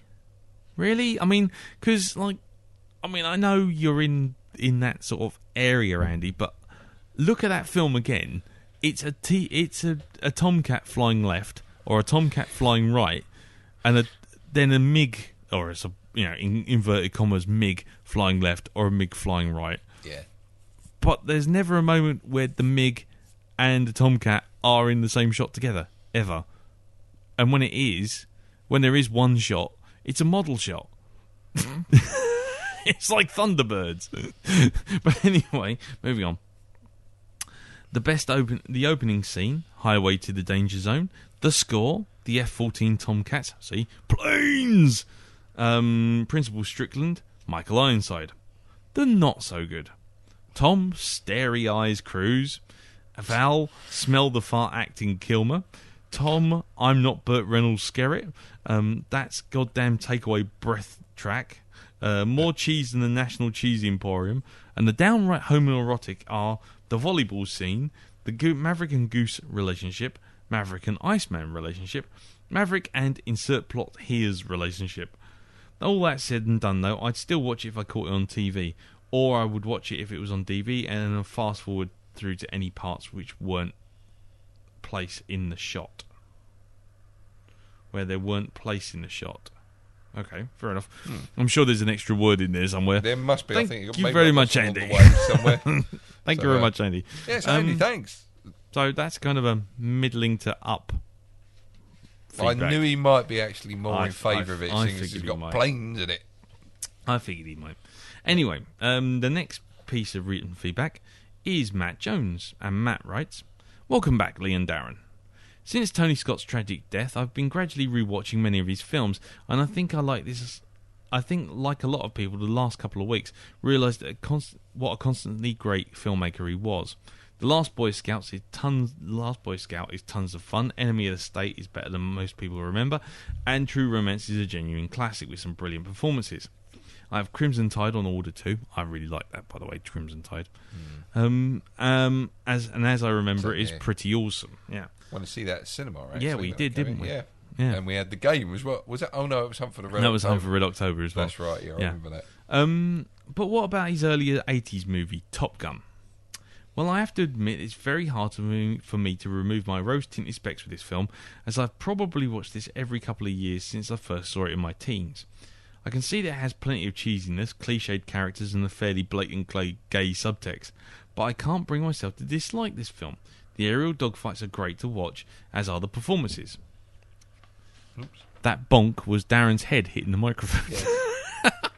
We're going to get to the end now, don't worry. Stick with me. Stick with me. Yes, I am sticking with you, I am, honest. Cruz and Kilmer are cocky and youthful. Tom Skerritt, Michael Ironside, and that teacher from Back to the Future are great support. And Kelly McGinnis is a bit of a teenage crush for me. I'm sure I wasn't alone, but I can't help but be sad for the death of Goose, nicely played by Anthony Edwards. The film does drag a little in the parts, with Cruz doing a bit too much moping around, and it picks up for the exciting finale and much macho wingman talk and everyone quotes. You can see the birth of Scott's directorial style here, frenetic action scenes, steamy love sequences, and lots of bright orange skies setting him on the path to making some truly great films. Another factor in my enjoyment of Top Gun is that that overplayed Berlin song aside is the soundtrack. It's my second favourite soundtrack of the 1980s after Rocky IV. With Cheap Trick, Gloria Estefan, classics from Otis Redding and Jerry Lee Lewis, 80s perennial Kenny Loggins, and a memorable score from Harold Faltermeyer. Yes, it's cheesy, it's dated, and I love it. I have a great nostalgia for the period of the time and of this film, along with Ghostbusters, Back to the Future, Die Hard, and Eddie Murphy's early good period. It's all part of that. If I hadn't seen it so much over the years, I'd perhaps feel a lot more critical. Yes, I'm sure you will be, but I just can't bring myself to have a pop at it. While I can see that Top Gun is a long way from Mr. Scott's best film, I still enjoy it whenever I put it on.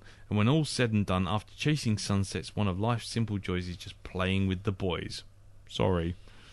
R.I.P. Tony Scott, you will be greatly missed. Bye, guys. Matt J. Do you know what? Out of all the main characters, right? Thank you very much, Matt. Yes, thanks, Matt. Out of all the main characters, Anthony Edwards' character is the only one that doesn't take his top off when he's doing any kind of sort of like exercise. All the others are off shirts and everything like this. Anthony Edwards' character, no, t-shirt. And he is dating Meg Ryan, or he's married to Meg Ryan at that point. Non-crazy Meg Ryan. Non-crazy. Well, I don't know. She's a bit mental in this. Yeah. It is a bit mashed. Yeah. It's a bit weird. Yeah, thank you for that, Matt. Anyway, yes, Tony Scott's going to be greatly missed. I mean, especially Crimson Skies. I thought that was great. Crimson Tide. Crimson Tide, that's it. Yeah. Crimson Skies is a bloody air combat game, isn't it? From years ago. Yeah, two great actors in that. Gene Hackman, Denzel Washington facing off against one another. And a Quentin Tarantino script polish as well. Indeed. With lots of, Captain Spock kind of quotes. Will they fire the missiles? Won't they fire the missiles? Yeah, it's good. I actually really enjoyed that. That Last Boy Scout, I really enjoyed Last Boy Scout. In fact, we should have done that this week. Why did we not do that, Darren? Because we had to do Top Gun sometime. Anyway, thank you very much for that, Matt. I'm afraid it would appear at the moment you are in a minority of one. But nevertheless, thank you very much for your feedback. Moving on to the last piece of written feedback of the night, we have Mark LaHaye. There is some feedback on the Facebook group, and I apologise, but I can't get to that while we're recording because the fucking iPad is what it is. But anyway, so I apologise in advance. But anyway, so Mark LaHaye writes, "Hi guys, I remember going to see Top Gun in the cinema with 4 mates when I was 17. After the film, we all crammed into my mate's car and an ancient Viva, and amidst the misquotes from the movie in very off-tune renditions of She's Lost That Loving Feeling, I realised I wanted to fly. I actually applied for and was accepted into the RAF, but as I was 17, they wanted me to join a YTS scheme for basically dull money, working alongside people on full pay, so I decided I'd rather go to college and uni and get better qualified and then reapply when I was older. At 43, I think I've left it a bit late now. Hey-ho. Anyway, enough of the autobiography and more about the feedback. Although I enjoyed rewatching this film for the dogfight sequences, I found the actual acting to be more wooden than the wooden thing made of wood. One part of me feels Top Gun is a classic, while another part of me just thinks it's daft and juvenile. It's an odd effect. Watch the film when you're all roused up and gung-ho, and by the time of the end titles roll, you'll be scratched the surface, and it feels like the story's just there to connect up the action. The romance and bedroom scenes seem tacked on as an afterthought. Time has not been kind to Top Gun. It's not been too kind to Kelly McGillis or Val Kilmer either, winner of the 2012 Morpheus Memorial Pie Eating Trophy. Having said that, and accepting the film's many flaws, I still had a soft spot for it. Mark. There you go. Oh, cheers, Mark. Well, Matt's not alone. There you go. What's the score on that one? Is it 2-all then? It's 2-4. Yeah. 1 middling, and the rest against. Right. So now we move on to the MP3 feedback. I think we'll start with Melissa and Sean. And Melissa and Sean, in the intervening week that we've all been off, have started working on a podcast. The podcast themselves. Yes, which indeed. is called The Question, which you can find on... Is it Podbean? I think it's Podbean, isn't it? I think so, yeah. It's thequestion.podbean.com. Definitely get it on iTunes. You can definitely get it on iTunes. It's called The Question. Obviously, if you do listen to it and you like it, leave some reviews, because iTunes reviews are nice, people, and it makes you good people. Very nice. Just saying that. Fucking leave us a review. Anyway, but onto The Question. It's a very good podcast. It's a nice idea. Basically, they pose a question, you feedback, and we discuss the answer or possible answers to life's social mores. Or is that mores? Is that a right word? Oh, he's fucking gone to sleep. No, I'm not gone to sleep. I'm still awake. I'm going to throw a can at your head in a minute. Anyway, I'm going to make you feel like you just shit yourself a pork pie again. Oh, whatever, man. Anyway, right. So, yes, the question, podbean.com, on iTunes. And if you go to Facebook, I think you can find it under the Question Podcast on Facebook groups. Join up and see what's going on. Anyway, enough of that preamble. Let's listen to hear what they say about Top Gun. Hey, Lee and Darren, it's Melissa. And Sean. And we are coming to you with our feedback this week for Top Gun. Danger Zone! Danger Zone! Wow. Yeah. I think I've said this before, but I was kind of a pariah in my youth for not liking this film. And now you're a pariah in your older years? No, reasons? I feel quite vindicated. And from the response I've seen on the Facebook group, I'd be shocked if there are a lot of people that thought... just from watching it, I'd be shocked if anyone with an objective mind would watch this and go, oh my God, it's just as awesome as it was in the 80s. Well, I think I kind of watched it with an objective mind because I hadn't really seen the whole film before.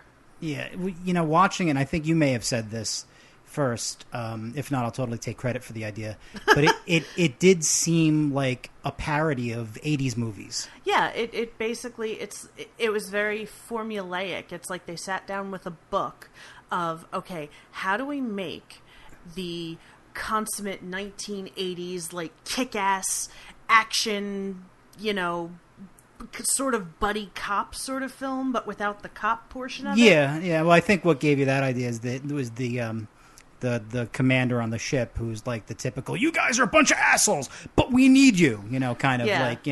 You two are a bunch of screw-ups, but you're all we've got, and we're counting on you, even though I've got no faith in you, but I know in the end you're going to come through. Kills me to do it, but I've got to give you your shot. Yeah, and that guy, like, I think that guy might have an electrolyte imbalance with all the sweating he did throughout the movie. Well, he does that in every film, I think. I think he was sweating that much in Back to the Future as well when he was calling Marty McFly a slacker. And he's got, like, a mad case of hyperhidrosis or something. Yes, and he's always been bald. Some antiperspirant. But yeah, I mean, it may be a little unfair to kind of say that it looked at the playbook or looked at the textbook, because I think this is one of the movies that probably wrote that textbook. I think that a lot of 80s cliches came out of this film. Very probably. But just, I mean, it's just honestly, looking at this film, like I remember during the 80s, this film being put like on a pedestal, and then there were a million like copycat type movies, that were a little bit less, lower budget, but because they didn't have Tom Cruise. Yeah, but total cheese, and really, honestly, I don't think there's much different. I mean, let's look at like Iron Eagle. I'd be willing to bet if we watched Iron Eagle and compared it to Top Gun, they probably Lots would of be similarities. a lot of similarities. And you know what? I remember liking Iron Eagle, so now I'm curious to see if I watched Iron Eagle, if I would, if I just always enjoyed the line in that movie. They'll be importing the oil next year. But anyway, we're here to discuss Top Gun. We're here to bury Top Gun, not Iron Eagle. So let me get back to the point, which is Top Gun sucks. Yeah, basically, this is my first time watching the movie all the way through, and quite honestly, not impressed. I've never been much of a fan of Tom Cruise, even before he went completely off the rails with the Scientology bullshit. And that probably puts us on the radar for something now.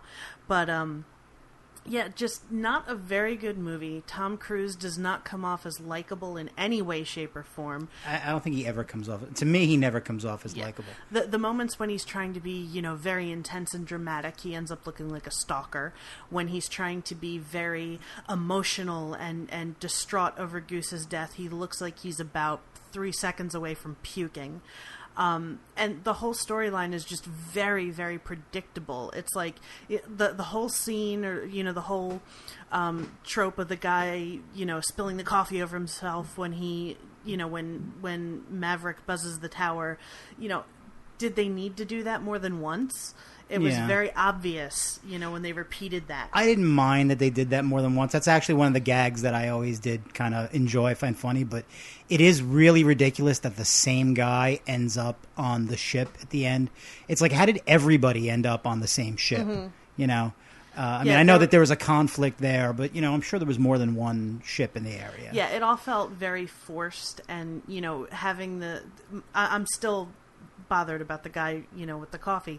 It's just because it seemed so forced and so needlessly slapstick. It wasn't a slapstick film, but that was a very slapstick moment. It's like, do we really need that? Well, but then again, that was the 80s. There was always a lighthearted. You always had to have the lighthearted moments, and I thought the lighthearted moment was the really poor singing, courtesy of Tom Cruise and Anthony Edwards. That's a whole nother, ball of wax. Yeah, the guys who only know one verse. Yeah. To Great Balls of Fire. Yeah, that's crazy too. The entire song of You Got That Lovin' Feeling.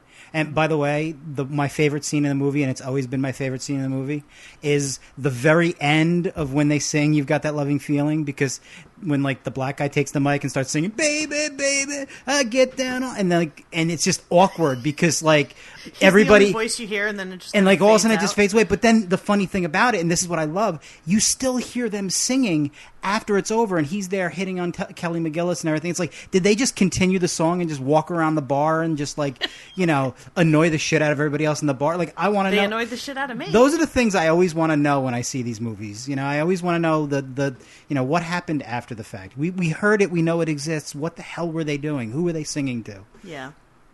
So, I guess you can kind of tell by our nitpicking of, small points here and there that we really did not dig this movie. Yeah, we definitely lost our focus during the film. Yeah, I think we must have paused it 15 times just to bullshit about, random stuff. And I actually found myself wondering, would the movie be funnier, or would it be exactly the same if instead of Tom Cruise you replaced Ben Stiller impersonating Tom Cruise? Oh, that would have been epic. That's okay when they finally get around to doing the remake, because they're going to do a remake at some point. That's what they need to do. Yes. Absolutely. So I'm just going to, go into my head for a minute, and I'm going to reimagine the film with Ben Stiller in place of Tom Cruise, and I'm giving that 2 thumbs up. There you go. Well, I think it'll probably be the same shit film. Yeah, but at least it's Ben Stiller, so it's intentionally shitty. Well, that's true. That's true. Very good point. Yeah. One final thing I do have to say, I really appreciate the fact that the movie was dumbed down for audiences, so that we knew right off the bat, Maverick is a maverick because he's called Maverick. Yeah, so why does anybody expect him to follow the rules? It's on his fucking helmet. He's a maverick. Could they hammer it home any further? And Val Kilmer, before he joined the Lawrence Fishburne School of Acting and Pie Eating, we knew he was the cool guy because he's Iceman. But it's kind of metaphoric, though, that he's named Maverick and plays Maverick, because Tom Cruise, to me, and this is why I've always despised Tom Cruise in spite of the extracurricular activities, it's like in every film, he's cool because he's trying to show you how cool he is. And he comes off looking like a dickhead. Exactly. Yeah. Maverick. This movie was balls. Yeah. Shitty film. But, yeah. So hopefully next week's film is better, because you guys have a lot to answer for. Oh, I'm sorry. I got to say one final thing. One reason why I also hate this film, it ruined Berlin, one of my favorite bands of the 80s. They were really cool, they were really hip, and then they did that stupid fucking song, and it literally split the band up. But anyway, that's... Anyway. All right. Yeah, so any film that breaks up an awesome 80s band sucks. So that's our feedback. We got no more words. Yeah. Bye. Bye. Bye. Thank you very much for that, Sean. Thank you very much for that, Melissa. Indeed. I think we should have just put that on and just gone home. Stuck an intro at the beginning of it. It's fairly comprehensive. We should have just got in and out of that. And like I say, if you like that kind of discussion, Sean and Melissa, then go check out the Question Podcast. It's only in episode 2, and it's on iTunes, and it's well worth getting in on the ground floor, ladies and gentlemen.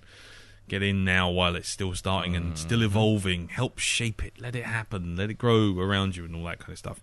Anyway, thank you very much for that. Yes, it is a shitty film. Unfortunately, I think that feedback was recorded before I told everyone what was coming up next for film. Because if you don't know what Zardoz is, you soon will. You fucking well soon will. And it won't make you like us anymore. No, ever. If anything, you'll probably reinforce your hatred of us. Yeah, and we are going to just be very happy we've got the Atlantic Ocean between us and them. I still foresee many bags of flaming shit after Zardoz. Well, no, the one two sucker punch with the follow up is just with fucking Quest for Shit. Oh, stop! No. But anyway. We'll cross that third bridge when we come to it. Right, okay, so thank you very much for that, Melissa. Thank you very much for that, Sean. Nothing terribly surprising there that I think it's rubbish. But yes, we shall swiftly move on to Elton McManus. Elton is one half of the Shonky Lab. And the Lab of Shonky with his friend Pete, and he is they're covering half term at the moment. Even though it was summer holidays, I'm still catching up with podcasts. Yeah, I think I'm on the one that comes just before that. Actually, yes, because you're on Contact. Yes, I've just done Contact. Okay. So that one, I've done that. Yeah, and I'm now parting through Jim's stuff. Yeah. So. Okay, well, I'll leave you to that. But you can find them on shonkylab.co.uk, on iTunes again, of course. Leave a review. It's only polite. And, let's hear what he thinks about Top Gun. Hello, guys. It's Elton here. And I understand that you're talking about Top Gun this week. Well, it's the greatest film ever. Possibly. This film is possibly the reason why I joined the ATC when I was a little nipper. I watched this back to back all the time on VHS and possibly wore out the tape. I love this movie, not only because of wicked flying planes and stuff that go really fast. No, I like the story, which is kind of cheesy, and I like that. Contrary to popular belief, Top Gun 2 was made by Tony Scott. Yes, it was called Days of Thunder. And literally, he put Tom Cruise in a fast vehicle. Something happened. One of his friends had to pull out or die or had a crash. And then he met a hot chick. And then he went on to win. So, really, it was Top Gun 2. The only niggly thing I can say about it is when they're in a 4G inverted dive with a MiG-28, you can see the line in between the two aeroplanes, as if it was spliced. But I'm not saying it was spliced. They really did that, didn't they? And then they filmed it. So, there we go. Greatest film ever. Bye-bye. Proof, if anything, that care in the community works. Thank you very much for that, Elton. And I hope you get the help you need. We'll leave some messages at the end of this podcast, and feel free to phone those numbers. They can help you, Elton. They can help you. And you can hear more of Elton and Pete on the Shonky Lab on shonkylab.co.uk and on iTunes. Right, okay. We're going to finish up with our last piece of feedback. Now, those of you of a nervous disposition need to please leave the room or perhaps just take a seat, because I saw the email that came with this, with the intriguing, simple line of brace yourselves. And I just could not resist listening to that. So I listened to it in advance. And I think brace yourselves is probably a good advice. Good advice indeed. So, of course, we are talking about Jim Moon of Hypnagoria and Hypnobob's fame. You can find Hypnobobs on hypnagoria.com, on iTunes, and on geekplanetonline.com. And I think on the Rogue 2 podcasting network too. Yes. I was going to say, yes, he is currently going to go on holiday, so he's watching all of our films in advance, which I think is very nice of him. Saves us doing it. Or slightly insane. And yes, and his latest podcast about the Kroglin vampire is superb. Very well worth listening to. So, anyway, without any further ado, ladies and gentlemen, I present for your delectation and delight the vocal stylings of Mr. Jim Moon. Well, despite being firmly rooted in the 80s, it's a very, very stylish film. It's sexy, with some visually striking set pieces, strong performances, and a compelling storyline. But we're not talking about The Hunger, are we? No, we're talking about bloody Top Gun. So, we've all missed out on Leslie vampires. Thanks, Blackdog. Thanks, a cunting bunch. So, where do we start with Top Gun? Well, if you've got any sense, you start at the end, take the disc out, and smash it into 1,000 pieces.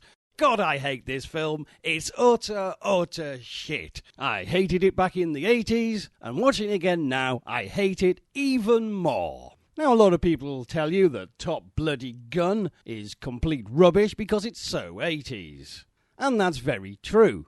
I mean, even the best performer in the entire picture, i.e. Goose's fake moustache, has blonde highlights. However, that's the least of its appalling crimes against humanity. For a start, there's Tom Cruise, whose idea of performance is grinning manically and looking like he's going to slash up the entire cast with a meat cleaver, New York Ripper style. Then there's the fact that all the characters have call signs that sound like the noms de guerre that tabloid newspapers give serial rapists. Then there's the absolute nonsense of the ending. I've completed my Top Gun training, now I'm going to become an instructor. Well fucking done. I'm not surprised you clowns lost Vietnam with that kind of military thinking. Jesus fucking Christ. Slaphead says, I'm sending you 2 characters to Top Gun. Well, as far as the American military are concerned, you might as well have sent them somewhere more useful, like fucking Wig City. And then, the crowning turd in the water pipe, what the fuck is going on with the jet battles? Who are they fighting? Is it the Russians? Have they started World War III? We don't know, and frankly, I don't fucking care. It's a war film without a war. It's a love story without any love. And the only damn thing that soars in it is my blood pressure on having my intelligence insulted repeatedly in every fucking frame. But it's got some nice flying sequences. Fuck the flying sequences. If you want that, piss off to an air show or go stick your cock up a Red Arrow's exhaust pipe. Just don't make me watch this fucking shit ever again. And I hope your big war toys hard-on fucking pokes you in your eye and skull fucks your own brain. I'm scared. What have we done, Darren? I don't know, Lee. Hold me. Well, how very Top Gun that was. Exactly. Well, I think that kind of crowns it all off, to be honest. I don't think we need to speak ever again on any other films. I think let's put the lid on everything from now on. Well, ladies and gentlemen, thank you for tuning in to the Black Dog. From issue 1, it's been a pleasure doing it. But looks like that's it for us. We're done. Yeah, there's an incoming missile from Darlington. What's that? Blackdog Tales is now going to be Blackdog Wasteland. Oh, that was good. Fantastic work, Jim. Jim. I hope you lay down in a darkened room with a nice, soothing piece of music and a brandy. We're not paying your therapy bills. No, that we aren't. No.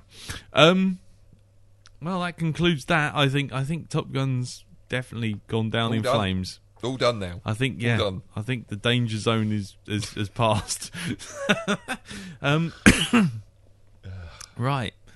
Well, I suppose we should wrap this up. Before I do, and before I do my thanks to everyone, just to let you know, we're going to run a little trailer at the end. Normally we run these trailers sort of at the end or at the very, very beginning, but the the catch up in Marrakesh and the Apple rants kind of sort of soared all over that. And so yes, just wait to the end of the cast, and you'll hear a trailer for the blog of Mr. Neil Shepherd. Mm-hmm. I did say I'll put this on the cast, and I do think you should listen to it because it's got some interesting performances, including one from myself and from Mr. Barnard and from Mr. Shepherd and Mr. Jim Moon. I think there's a bit of something in everything, everybody. It's a veritable cornucopia of happiness, sadness, tears, laughter, joy, horror, darkness, sci-fi, pants. Anyway. So that will be following up shortly after the credits, and please do listen to it. Right. So I suppose we've got to wrap it up, and I would just like to say thank you to all the feedbackers today. Thank you, Darren, for. Did we reveal what next week's film is going to be? Well, we didn't really officially reveal it. I mentioned it a couple of times, but okay, the next week's film. You're going to do it in the accent. Say it in the accent for me. Aye. Okay. Right. Well, the next week's film is by John Boorman, and it's a science fiction film, and it stars Sean Connery. Yes. In Zardoz. Yes. The penis is bad. Yeah. Itchy fanny. The weapon, the gun is good. The penis is bad. Why? Lovely party. Shame I wasn't invited. I am going to go shit on a stool. I'm going to shit on a scooter. Suffering succotash. It's the rapture. Save me, Jesus. This film is going to... I did put it on the Blackdog Facebook group, and this film is going to be hard to get hold of. You can get it from Amazon. It is £1.75. Yes. However, there are other means of acquiring it. I would not recommend spending more than £1.75 on this film. It's just simply an appalling piece of shit, and it is going to be our first official shit cover goggles for a very long time. We haven't had one for months. No, we haven't. Right, so if you've got any feedback for Zardoz, if Zardoz, Zardoj, hey, hi. If you've got any Zardoz, it's going to be a nightmare of fucking I'm bad just popping in my flying head. I'm going down. Would you like anything? Like a packet of, bag of shredded wheat oil or something. Weetabix. Some salted peanuts. Some salted cashews.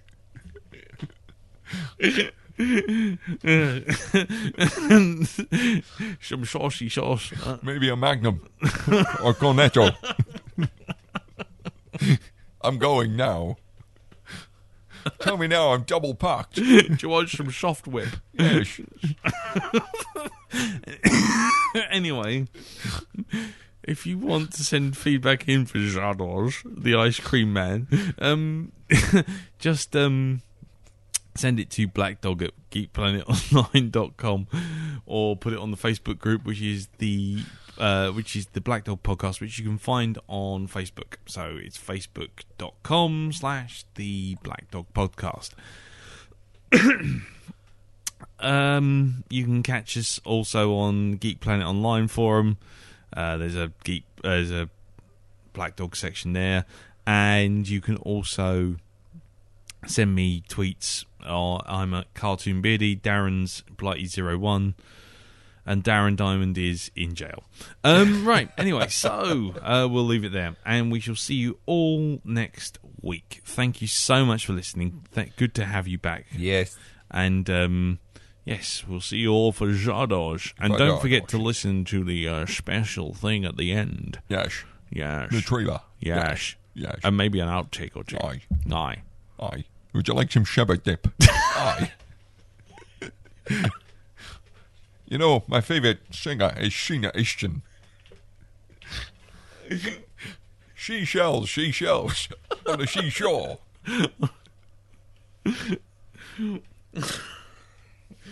Gosh, Superman. Superman.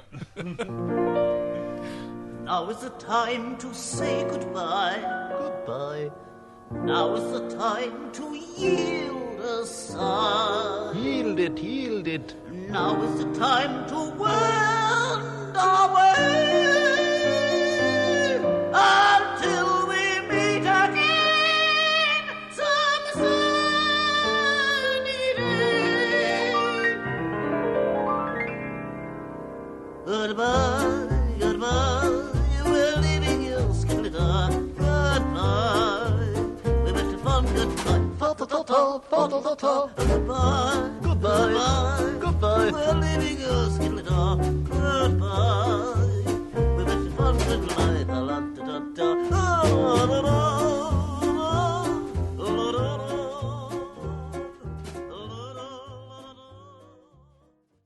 Get out of the booth, Jack. No, I like it in here.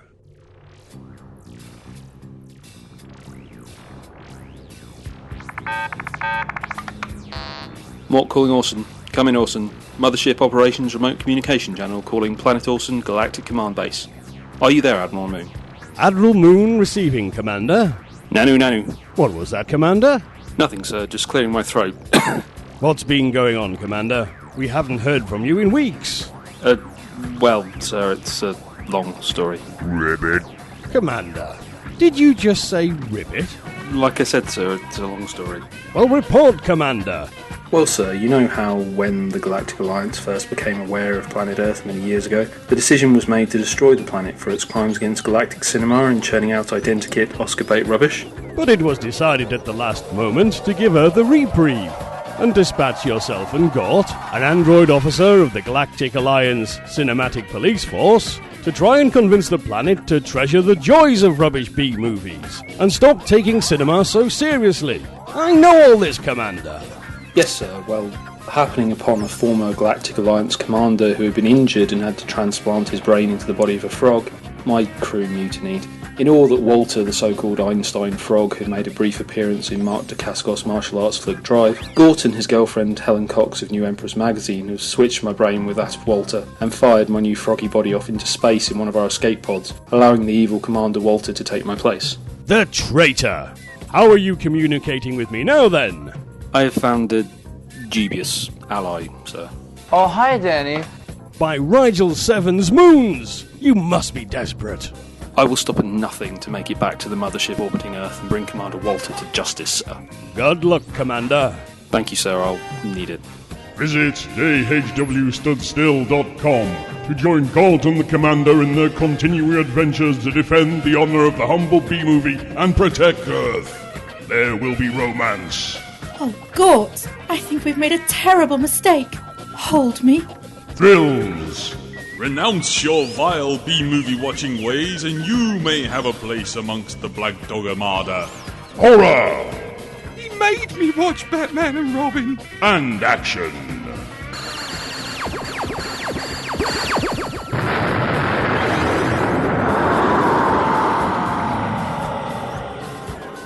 Visit www.thehwstudstill.com for the thrilling conclusion.